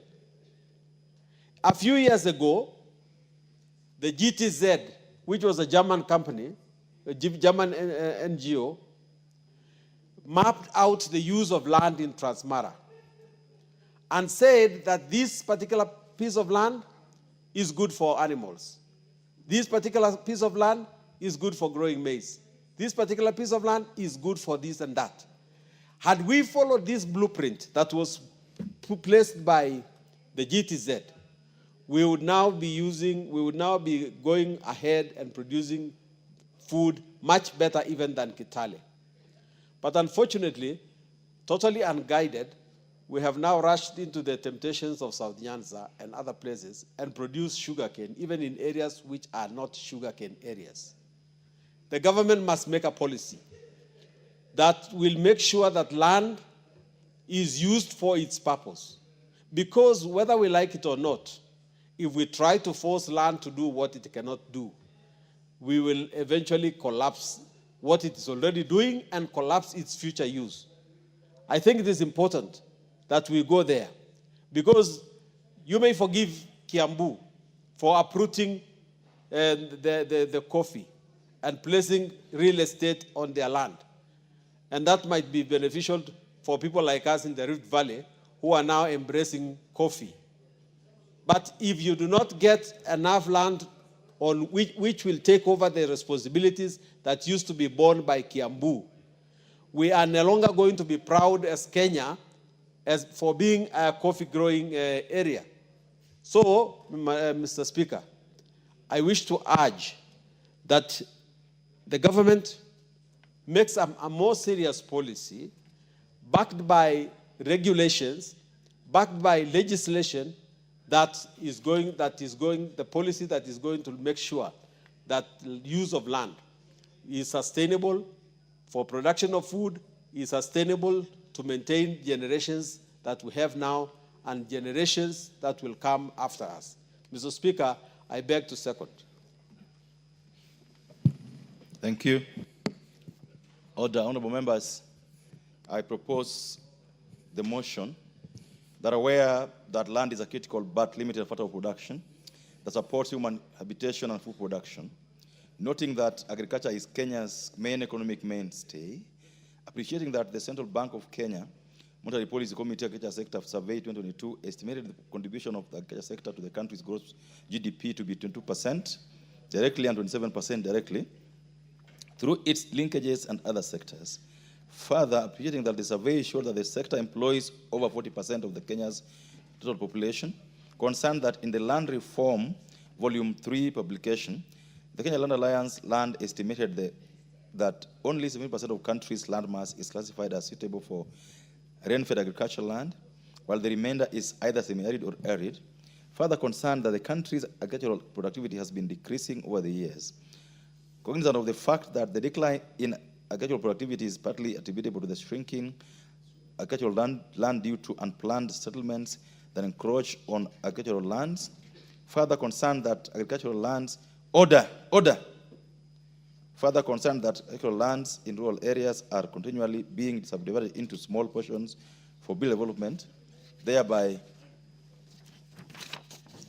diminishing the size of the land available for agriculture, noting that there is need to put in place measures for effective land use in the country and in order to guarantee optimal use of agriculture. Now, therefore, this House resolves that the government, through the Ministry of Lands, Public Works, Housing and Urban Development, puts in place a policy framework for effective land use in rural areas by consolidating and designating zones for built development for commercial and residential developments with shared public utilities and separate zones for agricultural use in order to arrest further diminishing of agricultural land and steady the country's agricultural productivity. Before I give the first member to contribute on this, join me in welcoming students from Faro School, Embakasi Central, Nairobi County. They are seated in the Speaker's Gallery and are welcome to our proceedings this morning. Thank you. The Honorable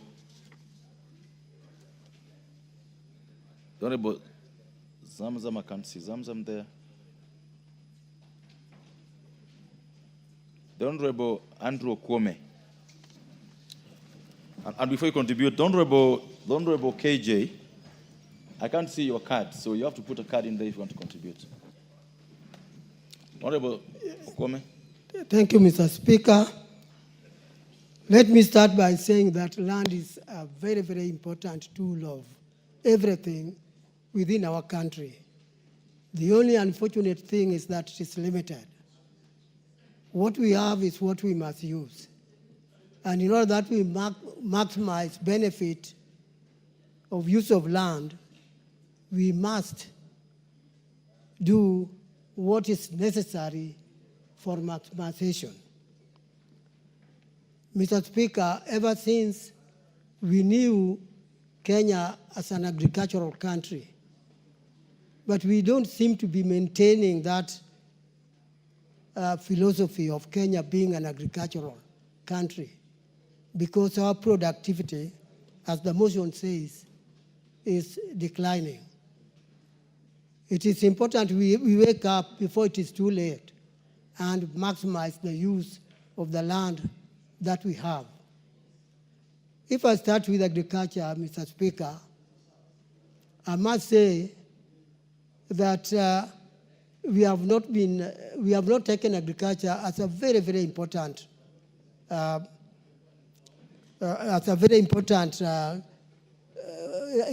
something very important for us to work on. Yet agriculture is responsible for our food, and it is responsible for various other cash earning. If we use our land properly for agriculture, we would be able to have food and also export our agricultural products. That will help our economy at a very high level, and I really appeal that we use all possible methods of improving agriculture. Even training of agriculturalists has gone down. Universities are not training enough number of agriculturists and extension officers, so that the trained staff could go out and help the ordinary people, telling them what to do and how to use their land in order that we can do our maximum. My colleagues have mentioned, and I agree, that sometimes you find a fertile land being used for building houses. And the dry land, if there is any dry area, may be rocky and whatever, which would have been very useful for building the houses. That kind of piece of land is left lying idle, and people rush for an area which can be used for agriculture. So in zoning that that is in the motion, we could guide people on how they can live, leaving the fertile land for agriculture, and a land which is not very fertile can be used for these other purposes like building houses. Mr. Speaker, I also want to say that on the commercial side, we need to have maybe our shopping centers built in areas which are not extremely productive agriculturally. We can be maximizing the use of our agriculture if we leave, like I said before, fertile land for agriculture and dry land for building these other purposes. If we use our land carefully, it will also help us to give necessary facilities to those who are living in a collective area where you have call it a small residential place. People can be building their houses there so that if you bring water, the water will cover many people instead of, like I see in our area particularly, people building their homes scattered all over, making it very difficult for the government to give them necessary facilities. I support the idea that zoning of how we can be able to use our land is very important, and we must do it. It is only unfortunate that this kind of statement is coming late when people have already built beautiful houses out there on land that ought to have been spared for agriculture. Mr. Speaker, I support. Thank you. The Honorable Sarah Korere. Shukrani Mheshimiwa Spika. Mheshimiwa Spika, ningependa pia kuongeza sauti yangu katika kuchangia hoja hii ya kutaka pahala maalum kutengwa ili kuweza kuzalisha chakula katika nchi hii na pia pahala maalum pa majengo. Lakini Mheshimiwa Spika, sio pahala pa kuzalisha chakula kwa kilimo peke yake, manake pia ufugaji Mheshimiwa Spika ni kiinua uchumi muhimu sana katika nchi hii. Na Mheshimiwa Spika, hivi masiku za karibu tumeona kule kugawanya ardhi vipande vidogo ambaye haitaweza zalisha chakula hata kidogo. Kwetu sisi wafugaji ina hatari kubwa sana kwamba hivi karibuni tutashindwa kufuga Mheshimiwa Spika. Na ni wazi kabisa na tunajua kwamba katika nchi hii Wakenya wanapenda sana nyama choma. Mheshimiwa Spika, nyama choma inapatikana tu kwa mifugo, ng'ombe, mbuzi, ngamia, kondoo na kadhalika. Na Mheshimiwa Spika, pahala kama vile Laikipia kukigawanywa vipande vya ardhi kwota ekari, Mheshimiwa Spika, ufugaji tunaweka katika hatari kwa siku za nyusoni. Na Mheshimiwa Spika, inataka kabisa turudi kutathmini sheria za ardhi, manake ilivyo sasa ni baadhi ya majimbo machache sana ambaye bado imebaki na ardhi ya umma. Na Mheshimiwa Spika, nitasema tu kwa sababu lazima niseme. Baadhi ya majimbo hayo, ile ardhi ya umma ambaye imebaki katika mikono ya magavana na wengine ambaye tunajua kwamba ardhi imekuwa devolved. Na Mheshimiwa Spika, imekuwa ni kwamba ni kama kuwekea mbuzi fisi wakawachunga. Manake hiyo ardhi imeliwa na wale mabwana. Mheshimiwa Spika, ukitembea jimbo la Laikipia, ni aibu kwamba kuna watu bado wanaitwa masquatter. Watu ambaye wameishi huko kwa miaka na mikaka, karne tangu jadi. Na Mheshimiwa Spika, wakati ardhi ya umma inatwaliwa, unapata wameenda kubeba watu kutoka jimbo jirani kuja kuwapa ardhi wakiitwa wahisani sijui wawekezaji, na jina wekezaji ama kwa kimombo investors imekuwa ni jina ya kuiba ardhi ya umma. Kwa hivyo Mheshimiwa Spika, aliyewasilisha hoja hii ni hoja muhimu sana, na nafikiri hatujachelewa sana. Inataka tudhathmini tena sheria za ardhi, manake tusipofanya hivyo, ardhi ni mojawapo ya sehemu muhimu sana ambayo hata inalete vita vya jamii kwa jamii, kwa sababu ya wale ambaye hawana ardhi kuona kwa kijisho wale ambayo wamekuja kunyakua ardhi yao. Kwa hivyo Mheshimiwa, naunga hoja hii mkono na nampongeza aliyewasilisha. Asante. Mheshimiwa John Kiarie.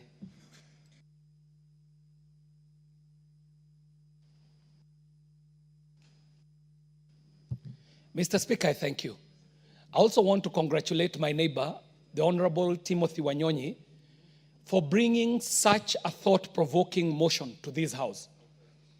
And Mr. Speaker, if there is anything important that we're going to discuss this morning, it must be Honorable Tim Wanyonyi's motion. The Honorable Tim Wanyonyi hails from a constituency called Westlands, neighboring Dagoretti South. The Westlands that we know today traditionally was part of the larger Dagoretti. And that Dagoretti belonged to a district called Kiambu. So that if you go to Honorable Tim Wanyonyi's constituency, you will find that the freehold lands that are in Westlands carry titles that are labeled Kiambu District. Kiambu District was traditionally an agricultural highlands, what was traditionally known as the White Highlands. The lands that had been grabbed from our people, that had traditionally been forested, traditional agricultural lands that belonged to the Agekoyo people who had migrated from south of Chania and come into these new lands that had traditionally been inhabited by the Adi and the Dorobo people. And over the years, these people who are migrating from the south of Chania were able to cross over to this side of Kiambu and establish agricultural lands that ended up being so productive that even the very ancient caravans that were coming all the way from Mombasa, going into the hinterlands in Uganda, would stop over in this very rich land for provisions, for food, for supplies from the farms. What this tells you, Honorable Speaker, is that areas like Kiambu have rich volcanic agricultural soil that is perfect for agriculture. But what does Kiambu look like today? Mr. Speaker, the people of Kiambu, out of need, out of urbanization, out of this globalization drive, have decided to uproot the crops that were in Kiambu so that they can plant houses to be harvesting rent. Today as we speak, places like Kiambu, the land there, the shambas, are not anything bigger than the size of a handkerchief, Mr. Speaker. To the extent that what is left for arable agricultural land is reducing by the day. Cultures are changing, Mr. Speaker.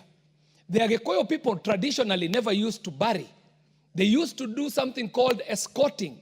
When someone got sick, you'd be escorted to the forest, and if you make it, you would come back. If you don't make it, well, the hyenas will dispose of your remains in the forest. And what would happen then is that there was that cyclic circle of life, where instead of planting what we call tombstones and graves, as we are doing today, that land would still be usable. But today, if you go to a place like Kiambu, Mr. Speaker, you will find someone with a plot of land, 1/8 of an acre. They have their house there. But even more so, they have buried their forebearers, their grandfathers and their grandfathers' grandfathers, all in marked graves. So that in that one piece of acre, 1/8 piece of land, there is a house, there is a cemetery, a family cemetery, and very little is left for agricultural land. What the Honorable Tim Wanyonyi is asking us to do here today is to rationalize this very scarce resource called land. We have seen places, Mr. Speaker, where they're serious about agriculture.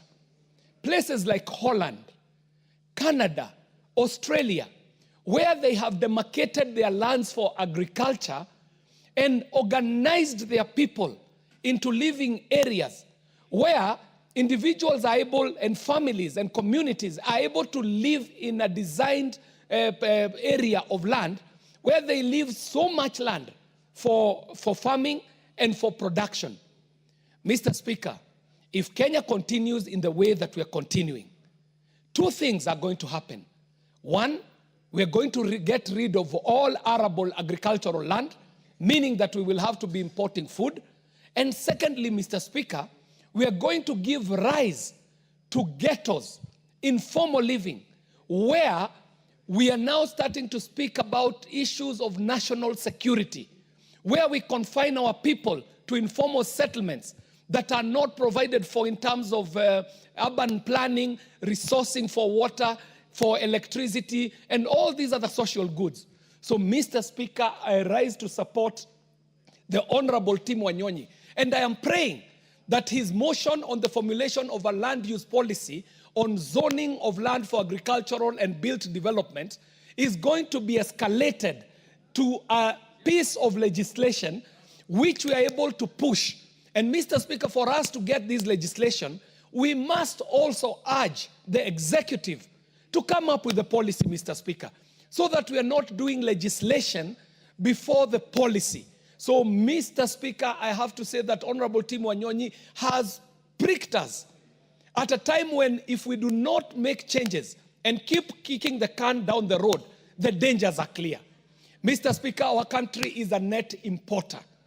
To reverse this country to be able to be exporting, we have to start with what we have in our hand.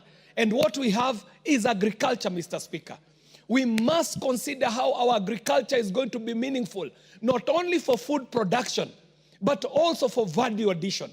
If we start doing value addition to our agricultural produce, Mr. Speaker, then we start walking on our way towards industrialization, and then we can achieve the aspirations that we seek as a country to become a middle-income earning country, even as was projected by Vision 2030. Mr. Speaker, I want to decry the move that we have taken in terms of our attachment to land, Mr. Speaker. Our attachment to land is so emotive to a point when land issues come up, we throw out reason out of the window. But what this motion is calling us to do, Mr. Speaker, is to consider that Kenya today has a population of 50 plus million Kenyans. These 50 plus million Kenyans need places to live, but for them to live the quality of life we would want them to live, they will also need land for farming, for agriculture, for crop growing, and for animal husbandry. For us to be able to do that, we cannot continue in the haphazard manner of development that we have adopted. Mr. Speaker, the Honorable John Angeno is here, chairing a committee on housing and land and infrastructure. And what has happened in the last 3 years, Mr. Speaker, is to be celebrated in terms of the drive on affordable housing. Mr. Speaker, the model that has been brought forth by the affordable housing and the work that this committee did to make sure that this affordable housing is a reality is the way to go, Mr. Speaker, where Kenyans can agree that we shall set aside land for construction and built environment development, and we shall have land set aside for agriculture and for farming. Mr. Speaker, the housing drive, if you look at what has happened in the last 3 years, is not only dignifying the life of Kenyans, but it is also giving us an idea on how urban land life can be planned. Mr. Speaker, I had the opportunity to join the Honorable John Angeno when the Mukuru slums were being, the people from the Mukuru slums were being issued with their keys to come into the new affordable housing in Mukuru, Mr. Speaker. And what I saw, Mr. Speaker, is phenomenal. That people who had spread out in a ghetto, in land innumerable, were able to be planned into these buildings that have good living, good amenities, good social goods provided, all the way from water to electricity to connectivity to Wi-Fi and so on. So, Mr. Speaker, what we are speaking about here today is not just theory. Kenya itself has demonstrated through affordable housing that if we put our mind to it, we can have good land set aside and zoned for agriculture, and we can have land set aside for built development. Mr. Speaker, I stand to support and I congratulate my neighbor, Honorable Tim Wanyonyi. Thank you for pricking our conscience. This is the line that country should take towards demarcating land for built environment and land for agriculture. I thank you and I support this motion. Thank you very much. Well said. Before the member for Murwa Dikir contributes, join me in welcoming students from Lukenya Academy, Mavoko constituency, Machakos County. They're sitting in the speaker's gallery with students also from Royal Brains School, Kiambaa constituency, Kiambu County. They're all welcome for the proceedings this morning and to the Houses of Parliament. The Honorable John Angeno. Thank you, Mr. Speaker. On behalf of members of this House, Mr. Speaker, I wish also to welcome the students from various schools to this august House. And my plea to all of them is that discipline is the most fundamental item in our institutions.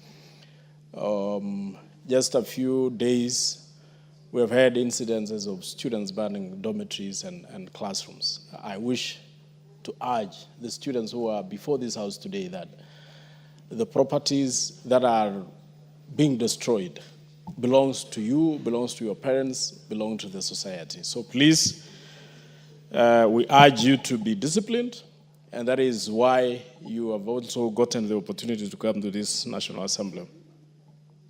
Mr. Speaker, I wish also to weigh in on this issue of land. And Mr. Speaker, on independence. Mr. Speaker, before independence, this country was colonized by foreigners.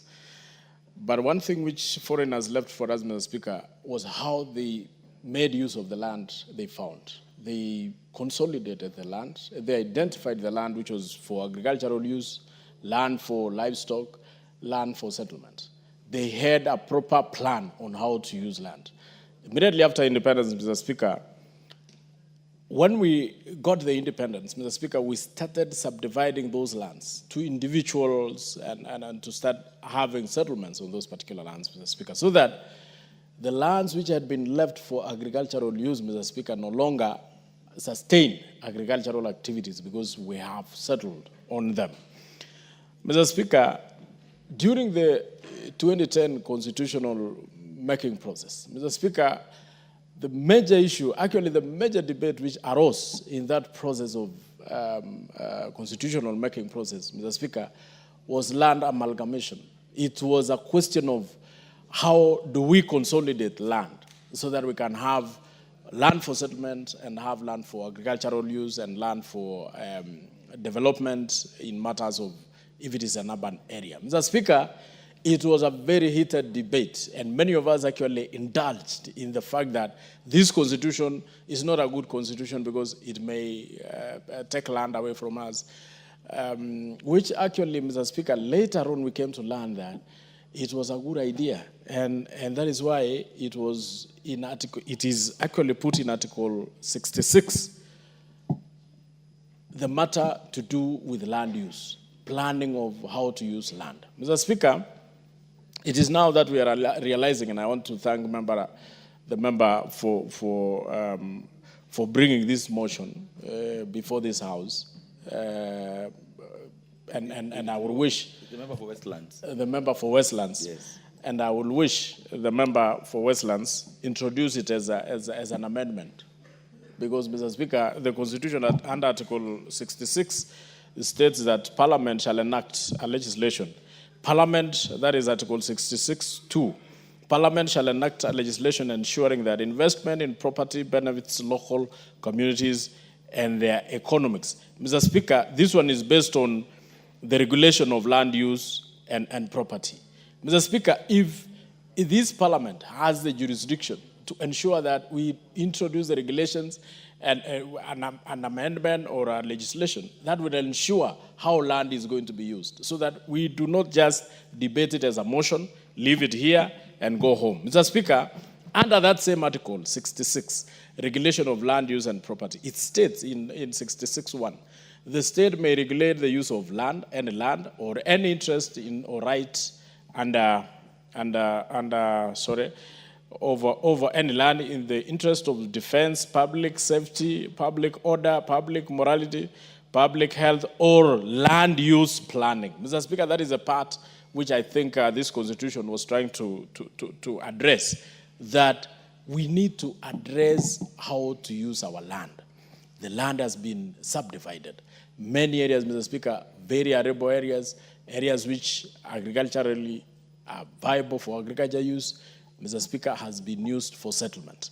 I wish we do this particular legislation that would allow the government to regulate how land is going to be subdivided, so that the remaining land, Mr. Speaker, which we think is good for agriculture, can now be protected for agriculture. The land that is good for settlement, we protect it for settlement. Mr. Speaker, last, the State Department, and this is through the President himself, he introduced the affordable housing program in the country, Mr. Speaker. The introduction of this affordable housing program, Mr. Speaker, was to ensure that apart from settling those who are living in slums, apart from also giving homes to those who do not have homes, Mr. Speaker, the most fundamental idea of this housing program, Mr. Speaker, was to ensure that we move the people to live in urban areas so that we can leave areas that we think are arable and good for agricultural use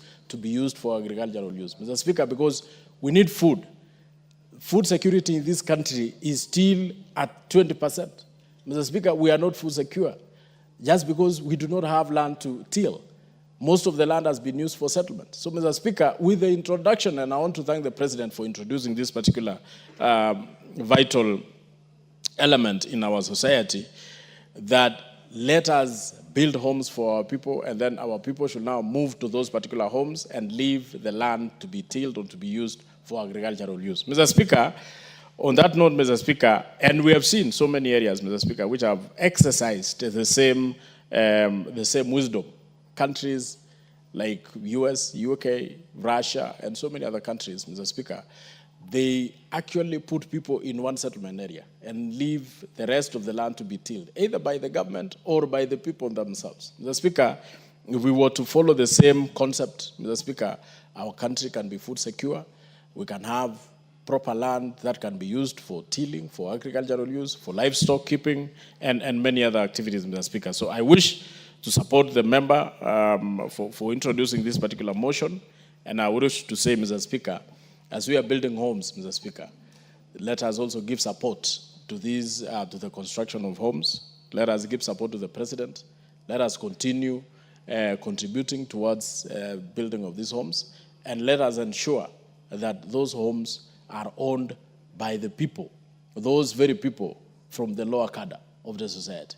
Let us not leave these homes to be bought or to be owned by the rich in this country. Let us ensure these homes are owned by those people who deserve to own homes and those people who do not have homes. Mr. Speaker, I thank and I support. Well said. The Honorable Member for Bondo, is it true that there is no land policy on zoning? Thank you, Mr. Speaker. Let me start by supporting the motion. But while I support, I want to bring in a few comments here and there. One is the issue that we as a nation and as a government, we are late in this. Number two, we have learned very little. And number three, we have to really acknowledge that we are failing, because there have been all manner of indications from all through the colonial times. I don't know how many of us are able to remember what are called swineherd or land policy in 1954. Those are the times when we started talking about issues of bringing land together for purpose of agricultural use, for purpose of food production. So since 1954 to date, if you have not done anything, it means there are indicators of failure. Our constitution basically puts land tenure system into whether we are public, we are community, or it is private.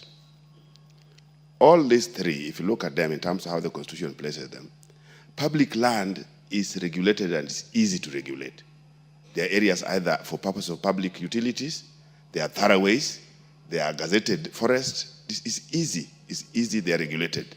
And they are demarcated and it's easy to know where they are. When it gets to the other aspect of private land, one aspect of it is regulated. The other aspect is not. The leasehold private lands are regulated in as much as we know that they are in urban areas or townships or in the cities. They are in one way or the other regulated. But then there's this portion of private land that is completely left to the individuals. And I don't think there's anywhere in the world where you can let individual persons, individual citizens do things the way they want. I think there must be some regulation. There must be some element of control. And this is where we are failing. That aspect of absolute title, absolute ownership of lands under private hands is where we fail as a government. And this has led us to a situation where all these things that we are talking about are coming in. I remember for the first time when I was coming to Nairobi, when I stepped in Nairobi for the first time, Mr. Speaker, some 30 or so years ago. Between Kericho and Nakuru, and from Nakuru to Kericho, you'll see farmlands, food. Every time you'll be passing across, you're going through the roads, you'll be seeing food either side of the road. And that was happening also in Kiambu. What has happened 30 years after? Between Kericho and Nakuru now you only get concrete. They are buildings. And these were areas which initially were called, some were calling them White Highlands or whatever. But in the Swinnerton arrangement, they were called scheduled lands. All these were scheduled lands. They were scheduled in terms of they were regulated. There was a manner in which how things were supposed to be done. We have failed in this. As a nation, we have failed in this as a government. I was talking about lessons. There's nowhere in the world, whether it's capitalist, whether it is communist, that people settle the way we settle here in this country, the way we settle in Africa, where everybody, one wakes up and settles anywhere they want. I think that's not anywhere. Land is private in many other places, yes. It is public in many other places, yes. But it is regulated. It is placed in a manner that, no, this is clearly demarcated for farmland. This is demarcated, whether you have it as a private person, but so long as it is zoned, and your land is in a zoned area that is supposed to be for farming, it has to remain farming. You can't go there and start doing your own things. And that's why sometimes, even in the UK, sometimes it's not very easy for anybody to get on the farmlands, because for you to qualify as a farmer, you must have a basic diploma in agriculture. Yeah? So here, we are talking about farming, and everybody is running around in their farms doing all manner of things. But there must be some control. There must be some kind of a regulation. Mr. Speaker, when we get to a situation where we have to import food, I think it's good to look for aid in any manner. Look for food, look for support on all manner of different things. But immediately you go begging for food. I think there must be something that is very wrong. And that's the situation we are getting into from time to time. It's a clear mark that in the last 3 years or two, there's been quite a bit of support in terms of the agricultural sector. And particularly this year and last year, I think there's quite a bit of production. But this may not be permanent. This is being facilitated by different things other than land.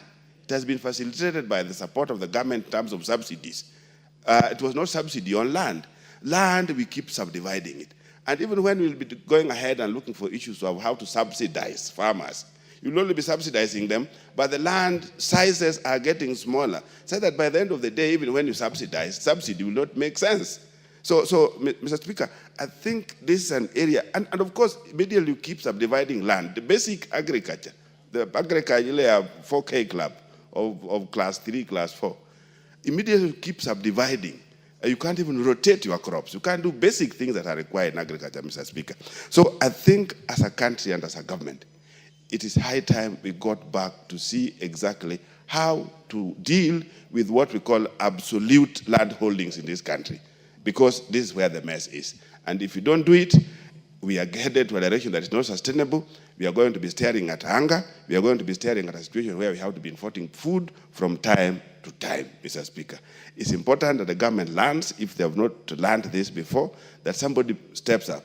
Chair Housing has alluded to this. And I think it's important that somebody takes care of, particularly the ministry, so that we come up with a proper legislation, not even an amendment as you are suggesting, a proper legislation in terms of issues to do with land use.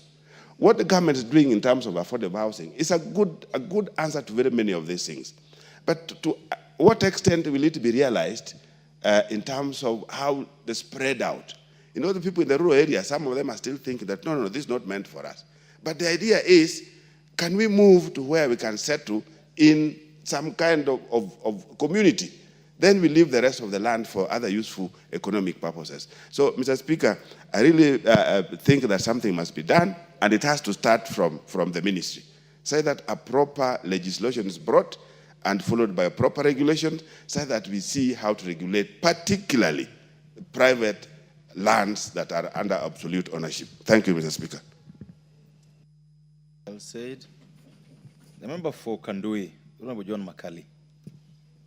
Thank you, Honorable Speaker, for the opportunity to also weigh in on this motion. At the outset, let me thank my colleague and member for Westlands, Honorable Timo Wanyonyi, for bringing this motion. Mr. Speaker, it is not denied that land is such a critical and valued asset in our communities. It is not also denied that at the moment where we are, we have a lot of problems touching on how we use our land. Taking into effect the importance of land, the Constitution of Kenya and the framers of the Constitution dedicated a whole chapter to issues of land use, to issues of land, classified land, and gave responsibilities to this House to develop rules and regulations and legislation to bring into effect the provisions that are in the land chapter in the Constitution. This motion seeks to have a policy framework that will regulate land use. The first question I asked myself, Honorable Speaker, is do we have a policy framework or we don't? My answer to it, I've tried to speak, is that we have a policy framework. What we need to do is literally to revisit it and ask ourselves, is the policy framework in force serving us very well or not serving us very well? We take cognizance of the fact that agriculture contributes around 22% of our gross domestic product. Many of our people are employed in the agricultural sector. When we make our budgets here, we dedicate a lot of resources, though not sufficient, towards agricultural development. But if we look at our country, we have had so many cases, we have had disputes. When you go back to our courts, you will find a lot of disputes touching on ownership of land and issues of inheritance. That's why we have created the environment and land courts, taking into cognizance the importance of land. We have had many succession disputes in our courts on how land needs to be utilized, how land needs to be used. The question we need to ask ourselves is, are we on the right path or we are not on the right path? Kenya's land, 17%, is only 17% of Kenya's land mass that is arable land. And at independence, we committed ourselves to fighting hunger.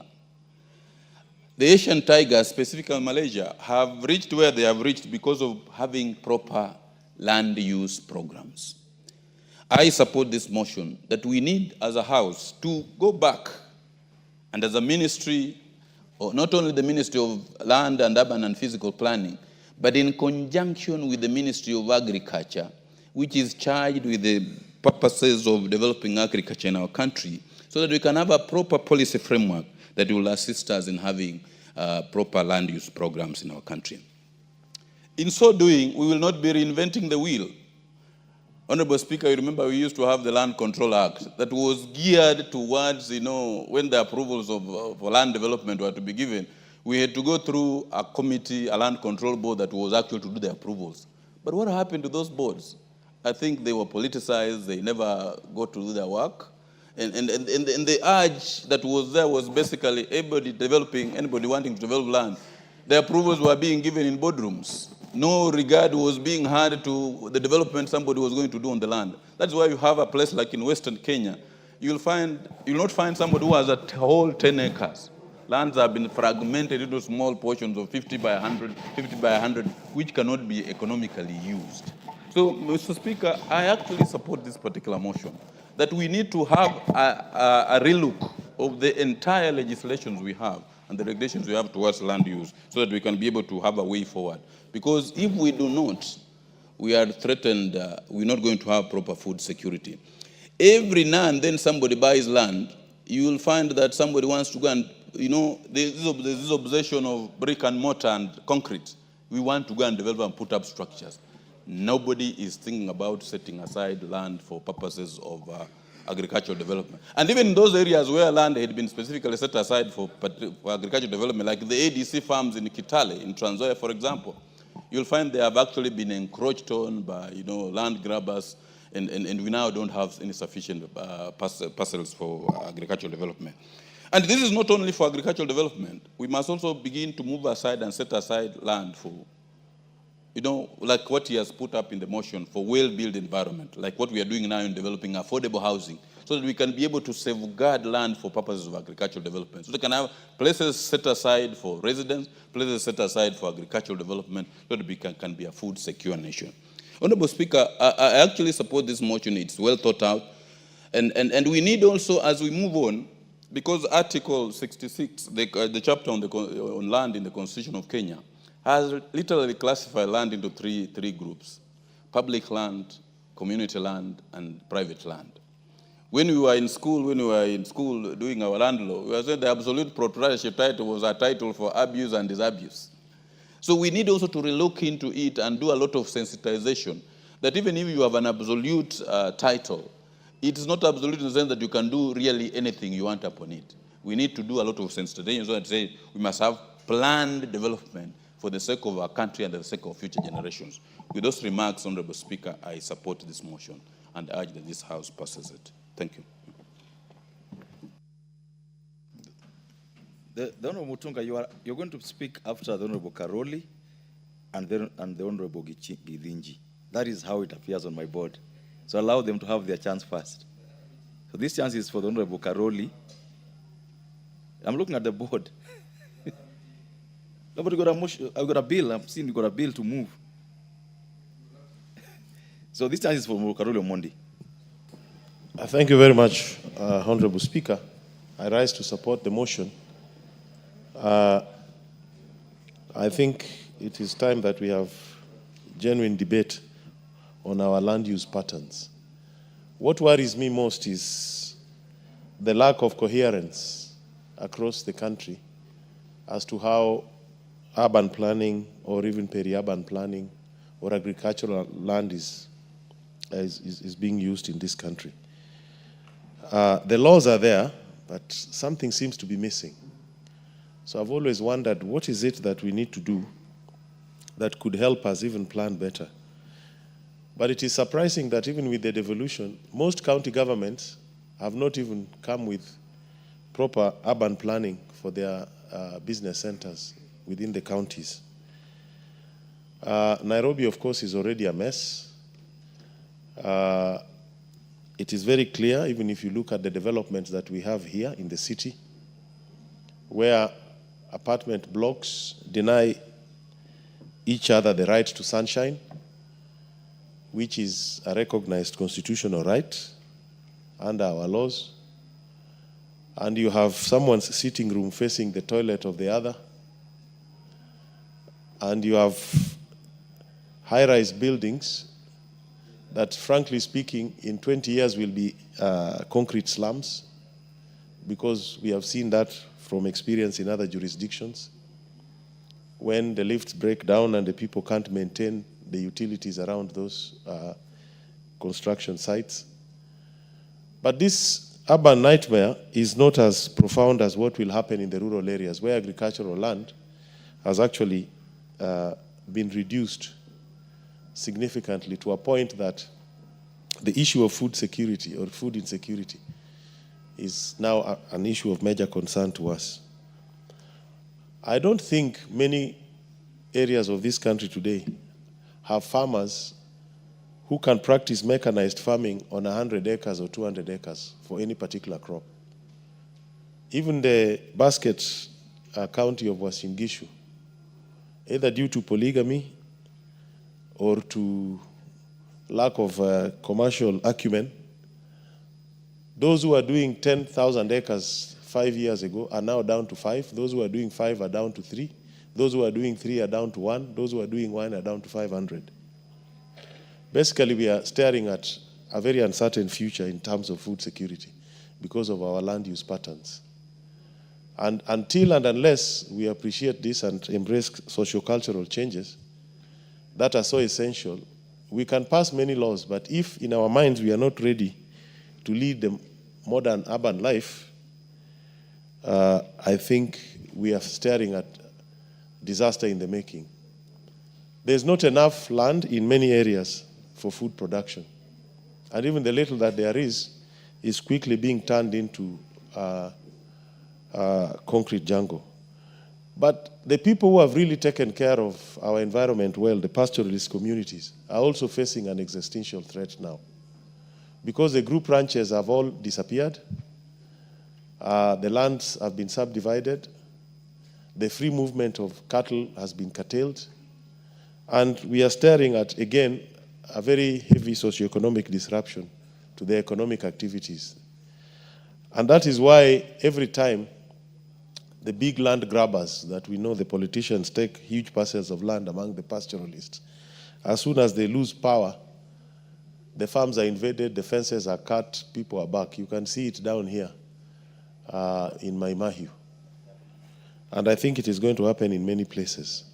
So we need to look at this thing, both from urban planning setup, but also agricultural production, and see that we secure ourselves and also deal with potential areas that will bring social unrest, especially among the pastoralist communities. Because what is happening in Kajiado, in Narok, in parts of Samburu, Laikipia, is not a recipe for peace, but for warfare. And over time, we will come to face that reality.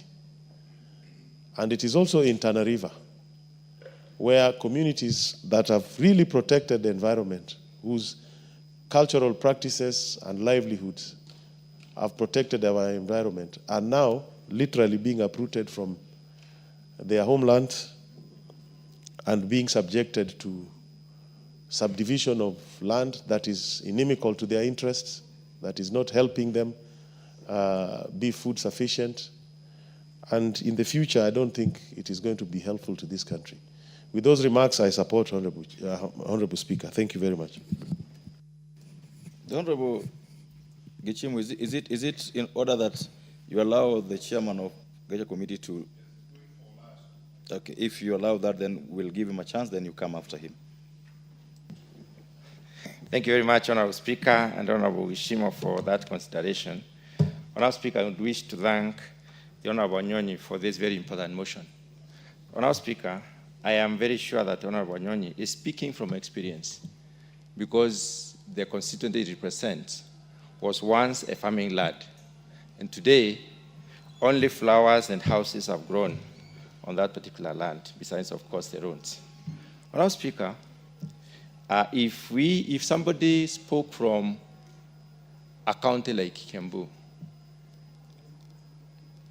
and saying we are under threat, they will be speaking a lot of reality. If somebody spoke from a county like Trans Nzoia, for instance, and say that we are under threat as a country because of land subdivision, you will still be speaking the truth. Honorable Speaker, I remember one time in 2008 when there was the clashes, and I was heading an organization that was a lobbying group, and we thought it was the prime time to lobby the government on the issues of land use. That time there was clashes, and the burnt forest was completely burnt. The farms were burnt, the houses were burnt. We did a position paper as an organization and presented it to the then government. The government did not take us seriously, and we therefore decided to present it to the opposition. ended by the Honorable Raila Amolo Odinga. And I remember very well, the current president of Kenya was sitting in that meeting. Our presentation was very simple, that burnt forest is completely burnt. And burnt forest was occupied by all ethnic communities of Kenya. And the only way to kill ethnicity is to kill the separation of individuals on farms. Have a policy for land use, have security system for the land itself and for the crops and livestock on land, and have a policy for the habitation area. So our proposal was, let us bring all these people to one corner of burnt forests. Let us put high-risers as a government. It's a classical example of reconsolidation. And then allow people to ballot for the houses. Then create schools in the neighborhood, create playgrounds in the neighborhood, create communities that are integrated. And therefore, through the balloting, Honorable Speaker, maybe a Kikuyu would have gotten a house in 7th floor, a Luo a house in 6th floor, a Kalenjin a house in 3rd floor, a Kisi a house in 4th floor, and so on and so forth. Nobody would ever have burnt somebody else's house thereafter. And that is the principle, I believe, the Kenya Kwanza government is applying to try and bring people together and avoid spreading horizontally. Because growth vertically is not limited, but growth horizontally is limited in as far as it occupies land. Honorable Speaker, our constitution is very, very, very clear. The Article 60, and I wish to look at the principles of land policy. This article pronounces itself to the effect that it sets the foundation for land reforms by outlining the key principles for land management and administration.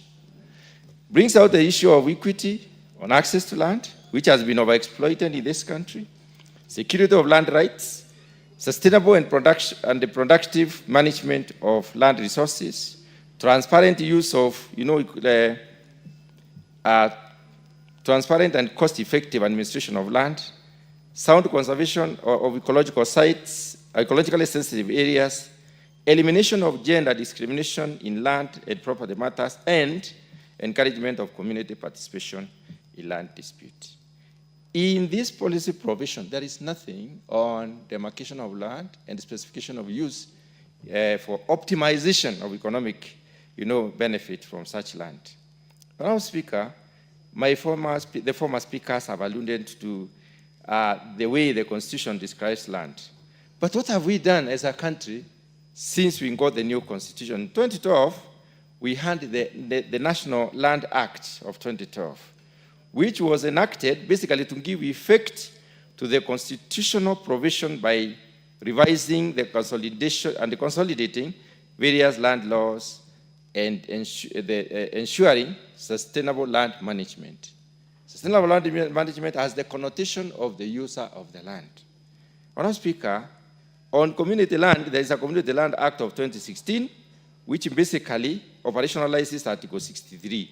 And then there is a National Land Commission, which came up in 2012, basically to look at the legal framework for the national land, the legal framework for the commission itself as a government gatekeeper. Honorable Speaker, having said that, we are saying that our constitution recognizes the importance of land and the importance of organizing ourselves in terms of the user. I like this particular motion because it brings about land and agriculture and combines the two very well. I would say that it is important because agriculture happens on land, and very little agriculture, what is called hydroponics, may happen outside land, but all the agriculture as we know it happens on land. So if we do not use land sustainably, it therefore implies that we jeopardize the possibilities of the future generations to benefit from the land as a resource and as a provision. So this relationship on land itself and agriculture is very, very key. And I want to loop in the issue of environment. Environment happens also on land. And the land management has a connotation of improvement of the environment. Honorable Speaker, as a country, we have aimed a lot more on segmentation, on subdivision, on monetization of land. The predicament we are in is that we do not look at land in view of its user. There is documentary evidence, which is empirically proven, that about 16 to 17% of land in agriculture is available for crop production without requiring irrigation. What that means is that we can only grow crops in about 17% at most without irrigation, either supplementary irrigation or entire infrastructural set of irrigation. Honourable Speaker, what that tells us is that we need to be extremely careful. But then let's look at where is that 16% or 17% of agricultural land. It is around central Kenya, it's in the Western Islands, it is in the southwestern islands, and around Mount Kenya region. Honourable Speaker, that land has been put into alternative use. And I would like to say this, that whenever we put up a building, a brick building or a stone building on land, we deny agricultural use for that land for more than 100 years, unless some deliberate effort is put in place to demolish, carry away the rock, and then rehabilitate the soil.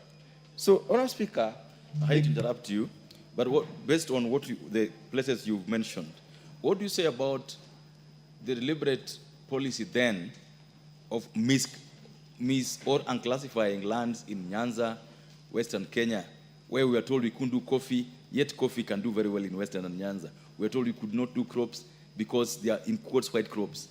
How does that add into what you're debating now? Honourable Speaker, agriculture is professionally organized in the sense that there is clear identification of the agroecologies in Kenya. There are about 7.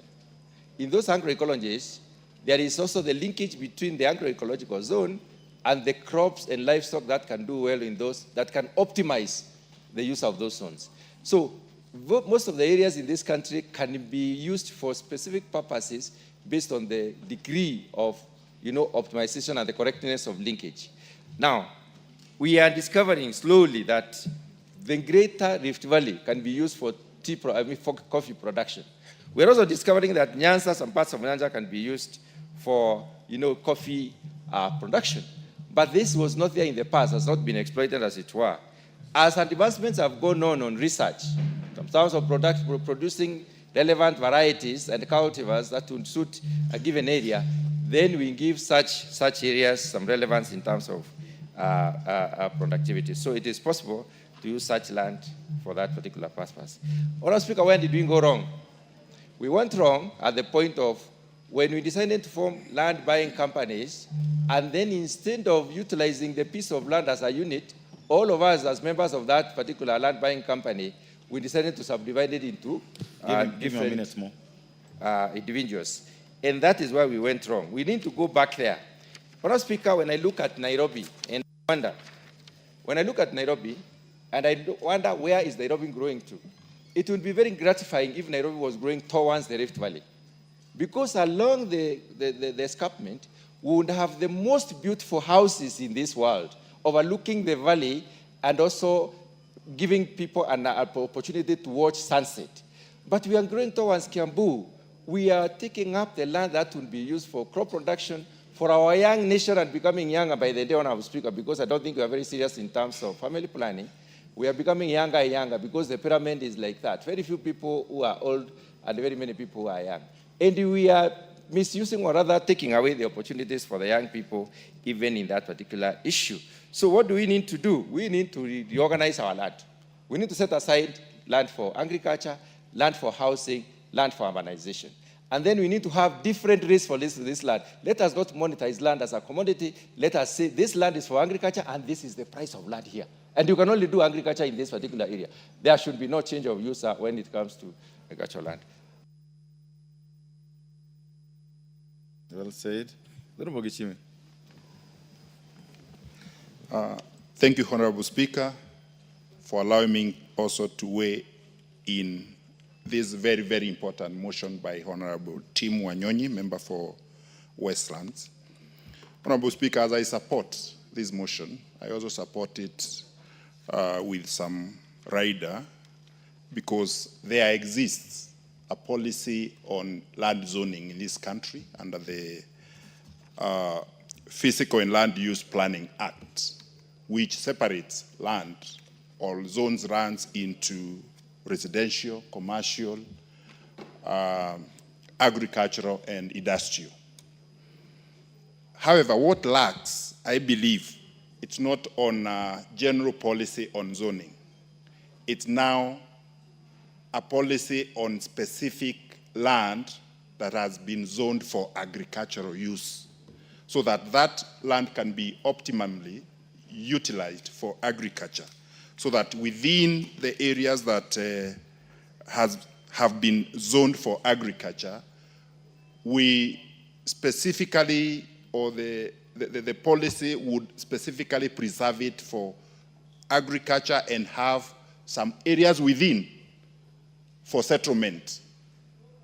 And that policy would really help, because it would mitigate against the effects, the negative effects of the climate change, because a lot of land would be used for agriculture. And also, the services to the people. If like 1,000 acres are zoned for agriculture, and probably people are consolidated within a smaller area of about maybe 5 acres or so, then it will be easy for people to be provided services like roads, electricity, water, schools, and all the other amenities together. And it will be very easy and cheaper even for the government. And all the other remaining land would definitely boost food security, because there will be what we call the economies of scale in terms of production. Honorable Speaker, however, as we also look at this policy, it is the implementation is also subject to the other land regime, the land regime we have in this country, because the ownership is under a different regime. Because if I have my land, which is agricultural, and I have absolute ownership to that land, if a policy comes in and a law probably also enforcing that policy, it will also be subject to that law. So unless we also amend other laws, then this policy might also face challenges, however good it may look like. But now, I think if it were possible also to amend that it is a policy that is, where possible, like communal land, under the Communal Land Act, it is possible now to have this policy, because the community can agree, because it is their land, that they set aside the substantial part of that land for purposes of agriculture, and they settle on one area. So I think much as the policy is very good, it is also subject to other, because like in my constituency, Geshogo, where I come from, most of the land is under RLA, absolutely owned by the owners. And of course, with time, they've also been able to subdivide this land into smaller portions of land. And of course, it may not be practicable in such areas. But I think where we have now bigger chunks of land left in this country, I think it would be easy to convince communities where such lands exist, including in the Maasai land, where Honorable Parashina comes from, to accept that it can work, so that they can be able to boost food security and earn more. And that policy on that situation has happened in many other countries. We have seen in Netherlands, it works very well. We've also seen in Israel, where we have the kibbutz system, whereby people own land and live in just smaller areas where their services can be provided, and they own the entire land in shares, or in whichever way they may agree to share the proceeds of the land. However, Honorable Speaker, in general, I do support, but I believe this policy, even if it goes through this parliament, We also face challenges because there are there is the existence of other laws that also people have rights to. Honorable Speaker, I support. Thank you. Well said. Member for Sirisia. Thank you very much, Honorable Speaker, for giving me a chance also to contribute on this motion.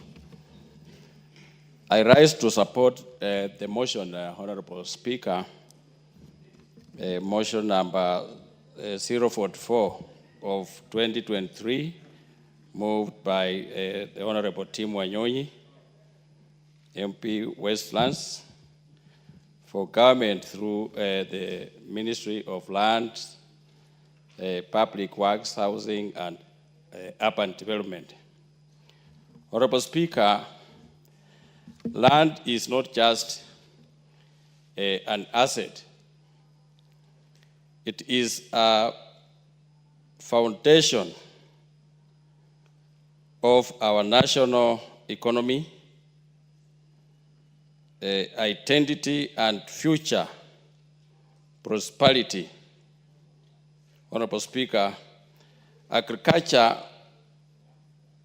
particularly remains the key significant economic drive. Honorable Speaker, the Central Bank of Kenya, Honorable Speaker, through Agriculture Sector Survey 2022, estimated that agriculture contributes 22% directly and indirectly 27%, Honorable Speaker. Indirectly to our GDP, particularly through its linkage to trade, transport, and manufacturing, over 44%, Honorable Speaker. Kenya drives the livelihood from agriculture, with rural counties almost entirely, Mr. Speaker, depend on it. Honorable Speaker, in this country, Honorable Speaker, land is very important to each and every one of us. People fight, even kill each other because of land, Honorable Speaker, as you know. Honorable Speaker, I call this House to support this motion as a forward-looking national policy that can help this country. Honorable Speaker, this motion calls for a government to act within its constitutional policy and mandate to create a zoning framework for the supply agriculture and land from land earmarked for settlement and commercial development. Honorable Speaker, the framework or a zoning policy would also complete the affordable housing program, because in that housing projects are implemented within designed, built up as zoning, and also in a high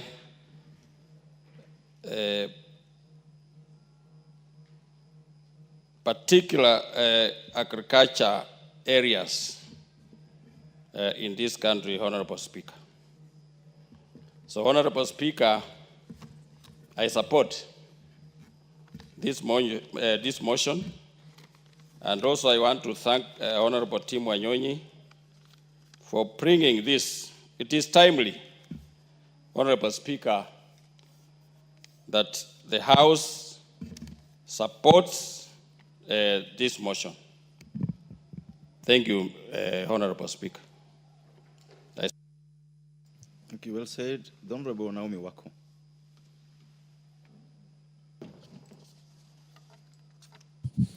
Thank you, Honorable Speaker, for allowing me to contribute to this very important motion, as I also congratulate Honorable Wanyonyi, Tim Wanyonyi, for coming up with this formulation of land use policy on zoning of land for agriculture and building development. Honorable Speaker, our country is growing very fast, and we also have a lot of dreams so that we grow our country and also come up with development structures.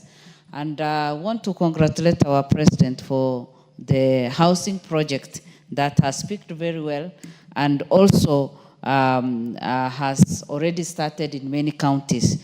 As a result of that, many of our people who didn't have a shelter today are very happy and are enjoying the comfort of at least good home where they can bring up their children and also enjoying that good environment. Honorable Speaker, I want to concentrate on the agricultural land. This zoning will help us because many of our counties have not done this zoning. And even in the entire country, we need proper zoning so that we know where farming can happen and also other development can happen. It is also high time for counties, for the county government to consider doing that and also giving it a lot of attention so that we have well-planned towns, we have well-planned areas for agriculture, we have well-planned areas for development so that we grow our country in a very systematic manner. Honorable Speaker, agriculture is one area that Kenya Kwanza government has given a lot of attention because of the subsidized price on fertilizer. And this has boosted our production, our local production, which is good and also giving us a lot of hope and encouraging many farmers. Some years ago, we know that many people have withdrawn from farming and also stopped farming because of not receiving enough support from the government and also because they were not able to sell their products. But today, Kenyans can produce and even export some of their products. Ours is just to plan well so that we do more export than import from other countries. Because right now, sometimes we feel ashamed because we import a lot, even from our neighboring country, while God has given us very good resources, a very productive farm, land, and very, in some of our areas, we even don't use the fertilizer. That means that we can grow any crop and also harvest enough.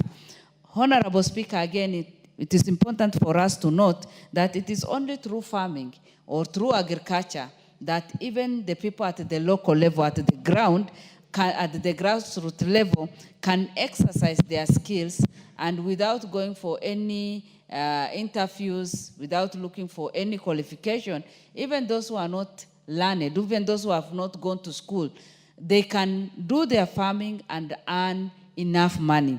Many of our people have been educated through farming, and it is high time for us to enhance that sector so that our people can benefit. Again, it is the only sector that you are assured of good source of income, and it also plays a very important role in growing our economy. It has been captured in the motion that the sector to the country gross domestic product GDP is 22% directly and 27% indirectly. And this can easily grow from 22 to 30 or even 40, from 27 even to 40. But it needs proper planning and proper investment. Honorable Speaker, we also know very well that it is only through this sector that so far it has been reported that through the survey that the sector employs over 40% of Kenya's total population. This should be an area that we need to invest in, because right now we are complaining that our young people are not employed, our young people have no job, but this is one sector that we can easily grow from 40% to even 60%. Then we will be able to overcome the current challenges we have. Again, what I want to say is our young people should get skills in farming and agriculture. We should take our young people so that they can be well educated, so that we can manage the farms and also this sector very well with a lot of knowledge and earn all that we need to earn from it. Honorable Speaker, we know very well that most of our people today are very far, and they are very far, and some are in ASAL areas. We cannot depend on the normal rainy seasons anymore. So if, as a government, we can also invest in irrigation of farming, so that every village can have at least somewhere where they can do at least their kitchen farming and have some products there, and also like the Galana Kulalu, where we have the irrigation, and improve on that, because as a country we should be challenged. If you look at Dubai and even Israel before all this, you know, it is a desert, but they have transformed their country into something else. And they produce enough food from the desert. And in fact, they have the best fruits, they have the best, almost everything the best. And if as a country we can focus on agriculture, then we will be able to do great and also have a healthy society. Honorable Speaker, I agree with the resolutions that the motion is requesting, that this House resolves that the government, through the Ministry of Land, Public Works, Housing and Urban Development, puts in place the policy framework for effective land use in rural areas by consolidating and designating zones for built development, for commercial and residential development with shared public utilities, and separate zones for agriculture use in order to arrest further diminishing. We cannot, as a country, continue losing agricultural farm, because that is the backbone of this country. A country that cannot feed its people is not a country. And if we are self-sustaining, if we want to be a country that we all want to be, and if we want to be a country that we can all be proud of, we must make sure that we have enough land for agriculture and also other development, so that we can grow our country both economically and socially. With those few remarks, Honorable Speaker, I support the motion. Thank you. Thank you, members. I will have the Honorable Sakimba, followed by the Honorable Nyoro, and then we'll go for Sowundo in that order. I can see Honorable Tugu Kwenya is on intervention. You have something out of order?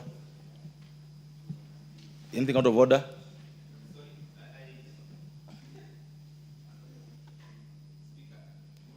Speaker, there's nothing that is out of order. So you walked in? Yeah, I and wanted to pressed by contribute. mistake, but then I couldn't change. So Okay. I'm just queuing to speak. Okay, you are the last one in the queue. Okay, Mr. Speaker. Thank you. Okay. Thank you, Mr. Speaker, for giving me this opportunity to contribute on this critical or important motion by Honorable Timothy Wanyonyi on formulation of land use policy on zoning of land for agriculture and building development. Mr. Speaker, it's good to understand that a simple question is about implementation.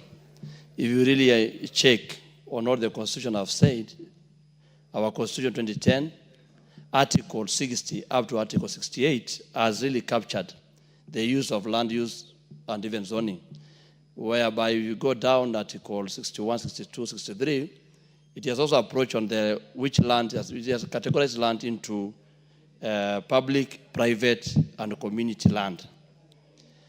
I begin my contribution by checking on implementation. And if you check on the implementation, you ask yourself a simple question. Who are the ones who are supposed to follow this? You start by National Land Commission itself, which comes up with a policy. It's supposed to be implementers on the issue of monitoring land use. As I come from Kajiado County, yes, where it's purely semi or arid areas, where the issue of agricultural or use of zoning is particularly being practiced per se in paper. But in the ground, things are different. You'll find out that the county government has come out with a spatial plan on how to do on zones of areas for agricultural, for doing agriculture, and areas for us as pastoralists, of issue to do the cattle rearing. They have also designated areas for conservations, for issue of to do with the tourism and wildlife. But again, you go just down there, you get land registries. Our land registries are becoming a source of disappointment because they have their plan, but again they produce titles, and the titles that have been produced give an investor power to do whatever they can. So the question should be, what needs to be done to the land registries? What are the penalties are supposed to be there? And whoever breaks these, the plans of zones, what can be done to them? There is no clear punishment, if you read the article, on what action can be taken to them, which is even forcing our police officers, or if you report a case where you wanted to do an OB, you lack, how can you take this person to court? Because the procedure or issue that has been laid down to categorize this area as there is an illegal activity, there is only one issue they take. It is about issue to do the charcoal. So, Mr. Speaker, we want to ask ourselves, and it's my prayer to Honorable Timothy Wanyonyi, if these arguments or the motion can get served to be a bill on issue to do with penalties, because penalties are very important in this country where people prefer grabbing, grabbers are there. People like grabbing land and doing what they want to do, and they say, once I have a title, then I can do that. It's good to understand land is the most valuable resource we have as a country. And an unplanned land leads to food security, and that has been captured under the Vision 2030 and even the bottom-up economic approach. If you check again on the food security, there's another issue of environmental degradation that is caused by when you don't do land planning as per se. We go to built development. Mr. Speaker, there are lands that are supposed, and I want to give an example of Karen, there are lands supposed need to be used for urban development, areas for industry in this country. The Constitution really say where things are supposed to be. If you are in the residential area, in the growth urban areas or industry or parks. But the tendency of disorderly has been seen. Today, if you go to a place like Karen, and you go to history, for those who have been reading books, the Karen books in history, where you could not have been able to settle in Karen in half an acre. Or you cannot be able to come and do 2 units in a quarter land in Karen. But basically now, it's no longer there. The value of even saying I stay in Karen is no longer there. The senility itself has been destroyed. Why has it been destroyed? Because people are just not following what is there. The Karangata Association is there, trying to do whatever they can, but now the law is limited to them. Mr. Speaker, it's good to understand zones help this country to get what is called public utilities and even schools. And therefore, when Honorable Nyonyi is coming with this motion, it is touching all members here. If you go to environmental and climate concern, Mr. Speaker, let me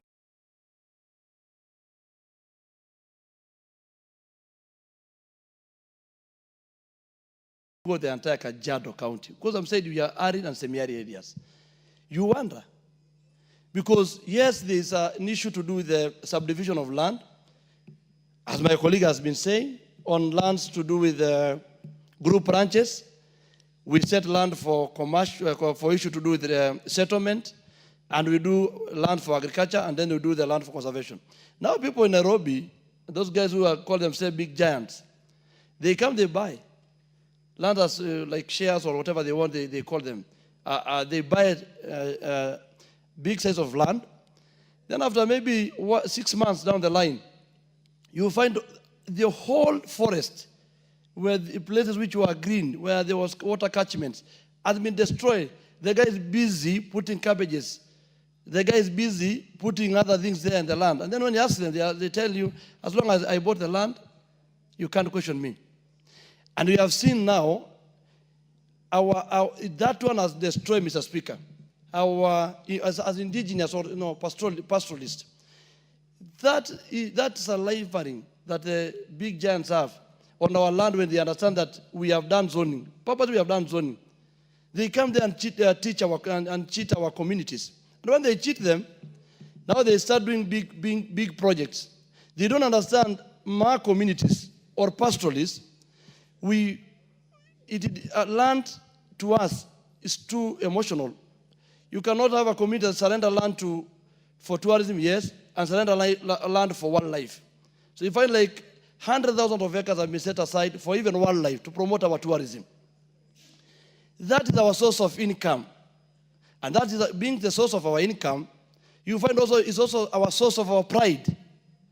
Someone come and destroy our water catchment, you come and destroy our hills just because you wanted to produce food for Nairobi or food for export or food for other purposes. So once people follow zoning and people be careful on that one, you will find out every community in this country is happy, Mr. Speaker.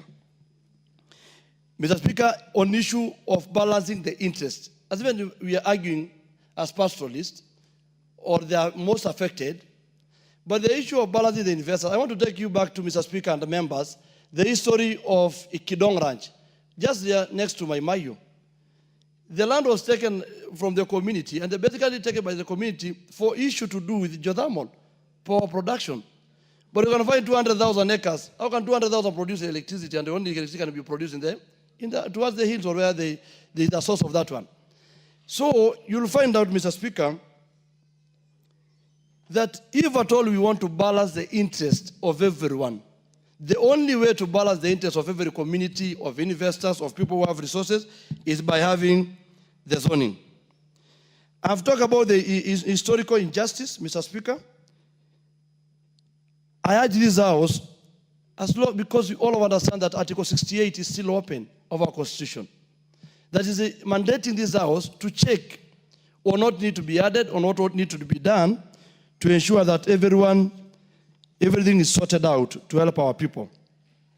And Mr. Speaker, I conclude by saying I support the motion because it brings order, sustainable land management in this country. Thank you, Mr. Speaker. Before the member for Kiharu, Honourable members, join me in welcoming the students from Ongata Academy, Kajiado North Constituency, Kajiado County. They are sitting in the public gallery and they are welcomed for our proceedings this afternoon. Honourable Mondini Nyoro, go ahead. Thank you very much, Mr. Speaker, for this chance to contribute to this motion. And it's timely and it's important for us to think about zoning of land, and especially for various uses. And there are various categories of zoning, Honorable Speaker, that I may wish to address. One is in terms of ownership, but the second layer is in terms of use. In terms of ownership, it is important for us to be very clear-minded on what is private land, what is public land, and also what is community land. Honorable Speaker, I have seen also that we need a lot of efficiency when we dezone or when we reallocate the zoning, and especially in terms of ownership. When we intend to do development projects in Kenya, Honorable Speaker, development projects are only done on public land because we are investing public resources. But we have seen the previous owners of this land agonizing all the time when it comes to compensation of that land, Honorable Speaker.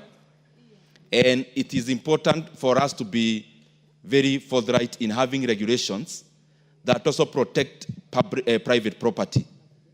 And Honorable Speaker, what ought to happen is that when there is a public development, whether it's a dam or a road or any other kind of development, Honorable Speaker, the regulation should be that there should not be construction before the ownership changes. And ownership changes when there is a transaction, Honorable Speaker. And a transaction happens when there is change of money and resources. Because I have seen many, countless families in Kenya who surrendered their private land, but they are yet to be compensated, yet the public facility or public development that was to happen already happened. And therefore they move from office to office looking for this compensation. We need to be forthright and clear-minded in also safeguarding the sanctity of private ownership of property, Honorable Speaker, and especially when it comes to government taking up those properties. The other thing, Honorable Speaker, is in terms of use. And use can be in many ways. It can be in terms of industrialization, industrial zones. It could be in terms of development that is residential, commercial. It could also be in terms of agriculture, Honorable Speaker. And in that respect, I believe in terms of the zoning of this land, what we have in mind, Honorable Speaker, is especially agriculture. But Honorable Speaker, it is important for us as this House to constantly also be aware of the level at which agriculture should be involved in our economy.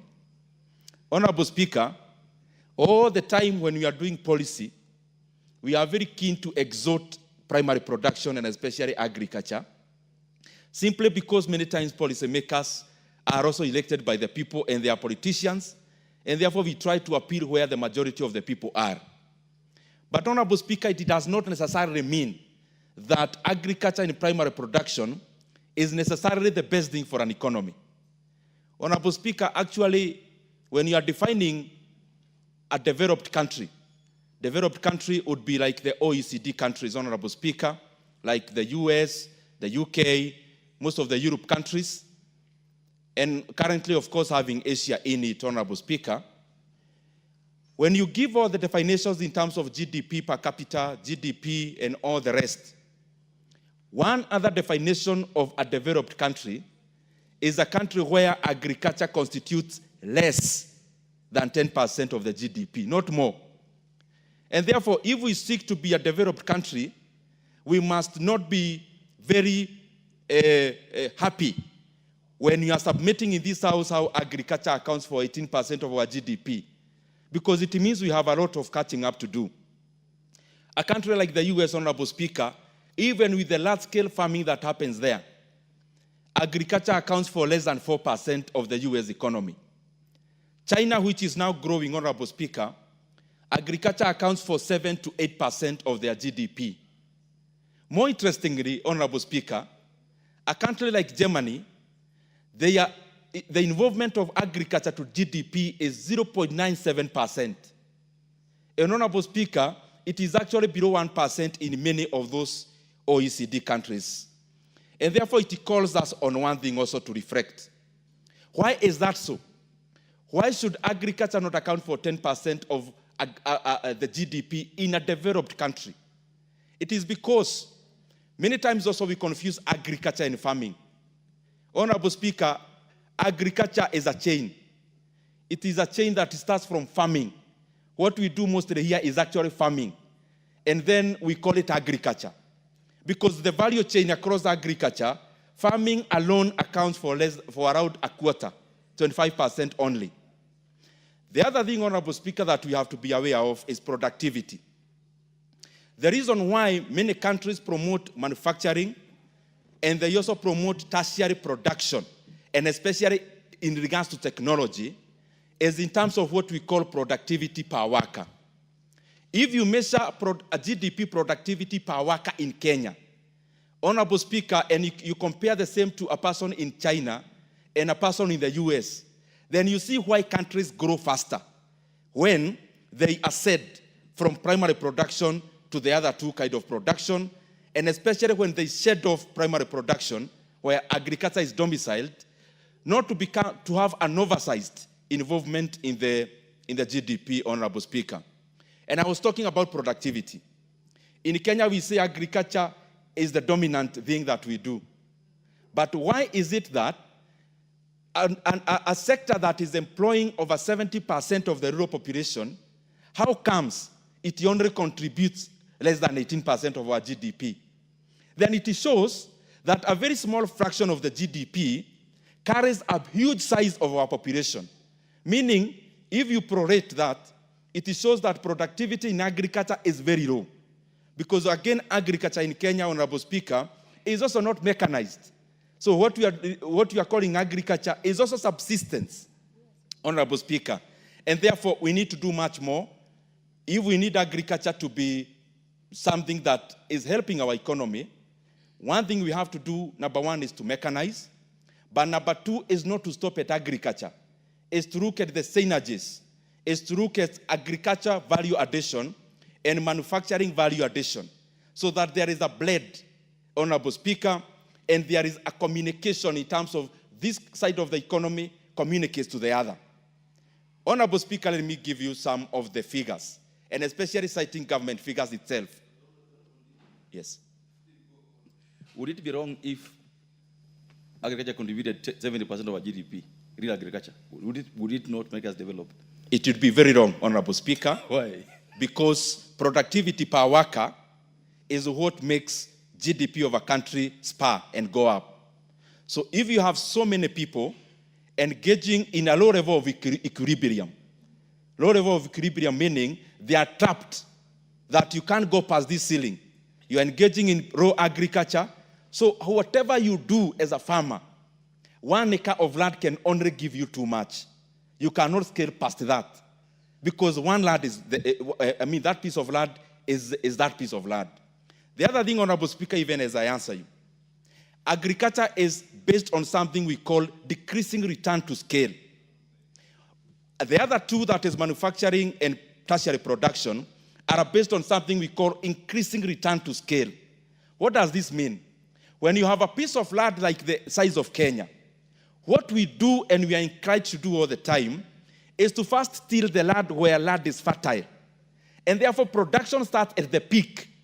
When you have a piece of land, you don't go you start with where you have red soil. You cultivate that. After you cultivate that, that is when you go to the other parts of the land. What does that mean? As you start agriculture, you start cultivating in areas that require very little input for optimal output. But, Honorable Speaker, as you progress, then you move to areas that need irrigation. Irrigation is an input. It increases cost, Honorable Speaker. So it is diminishing return to scale. But manufacturing and tertiary production is increasing. And therefore, it's much more possible to scale when it comes to manufacturing. It is much more possible to scale when you're talking about tertiary production, and especially in tech. And that is why our economy, Kenya and Africa, must embrace that we have to keep on diminishing the involvement of agriculture in our GDP and hating the others. Again, Honorable Speaker, the produce from agriculture are based on what we call market. You will add in the 10 seconds, 10 minutes, 1 minute. Thank you very much, Honorable Speaker, for that 1 minute. I was just trying to make a point that, Honorable Speaker, it is important, even as we try to drive and to spur agriculture, it is also important that we grow the other areas. And the point I was making, every produce from agriculture and primary production is trapped in market prices. Because a mango in Kenya, an equivalent mango in Kenya, would cost the same in an equivalent mango in any other market. But when you come to manufacturing and tertiary production, you are able to do what is called differentiation of product. That you can have a car called Mercedes with the same function as a car called Toyota, but one may be priced higher than the other. And therefore, Honorable Speaker, that is why it is important for the economy to also look at the other two, because there is no way an economy grows based on primary production alone. I submit, Honorable Speaker. Honorable Wundo. Thank you, Honorable Speaker. Allow me also to join my colleagues in thanking Honorable Tim Wanyonyi, the MP for Westlands, the famous Westlands, and probably the incoming governor of Honorable Speaker, for bringing this subject matter to public debate. Honorable Speaker, we have debated this matter for very many years, since I joined the University of Nairobi, when we started talking about development economics and economic problems of Africa. Honorable Speaker, land is not the physical space per se.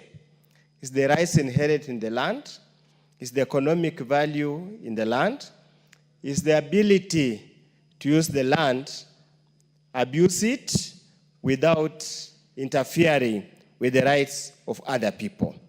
As we debate this motion, and as we seek to support and properly escalate to the next level, it is important, Honorable Speaker, we put into mind 3 or 4 issues. The first issue is to look at Chapter 5 of the Constitution of Kenya that sets out the principles of land policy, and which says equitable access to land, security of land rights, sustainable and productive management of land resources. Honorable Speaker, any motion or any law that is passed in this House or implemented in Kenya that infringes in any of those principles of land policy will become null and void ab initio. You, the lawyers, would say so. So, Honorable Speaker, as much as desirable to continuously plan and enforce those plans strictly, we must also appreciate one fact, that over the years, development theorists have been against the concept of very strict planning paradigms that restrict effective interchange of factors of production.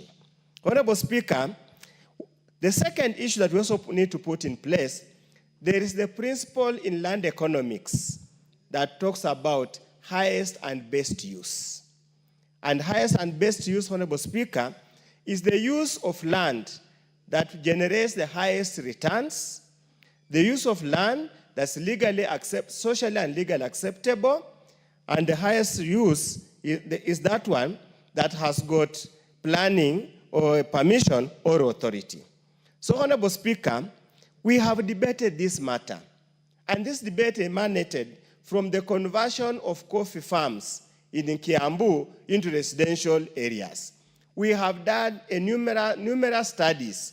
When I was a lecturer at the University of Nairobi, I supervised very many undergraduate students, master's students, and PhD students who delved in this matter exhaustively. And the conclusion was so simple.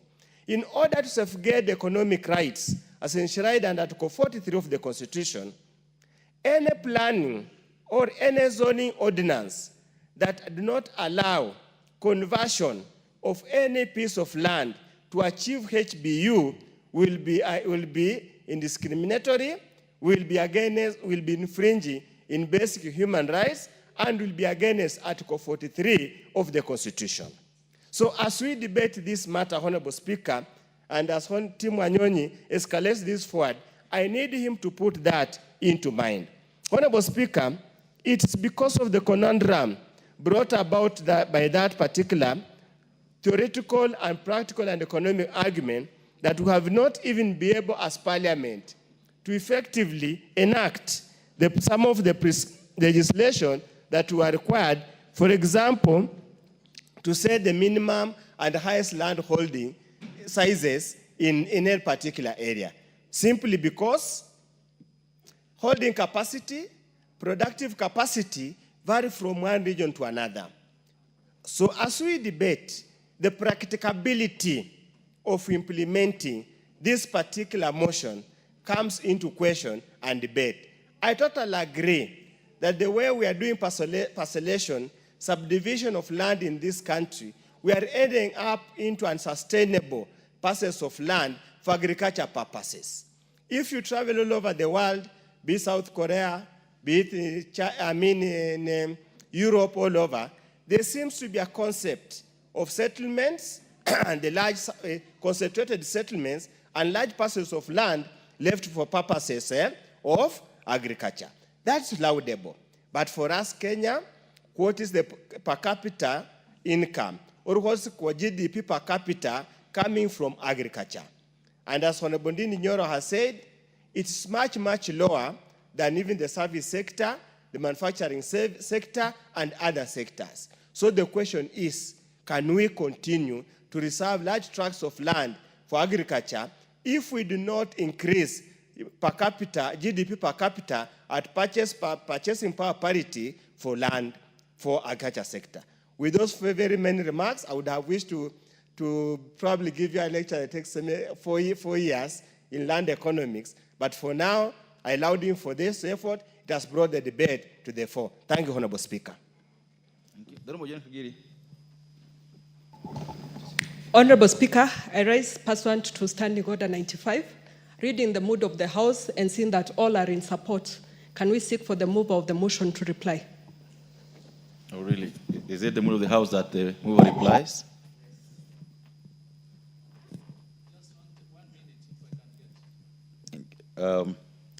Looking at the time there, if you got a minute, then he won't be able to reply. So if we could ask Honorable Wanyonyi to reply.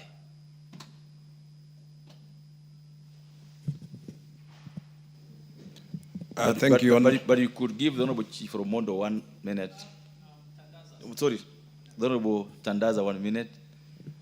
Yes, for the time, if you have the time. Okay, Honorable Speaker, I can donate that 1 minute, Honorable Tandaza.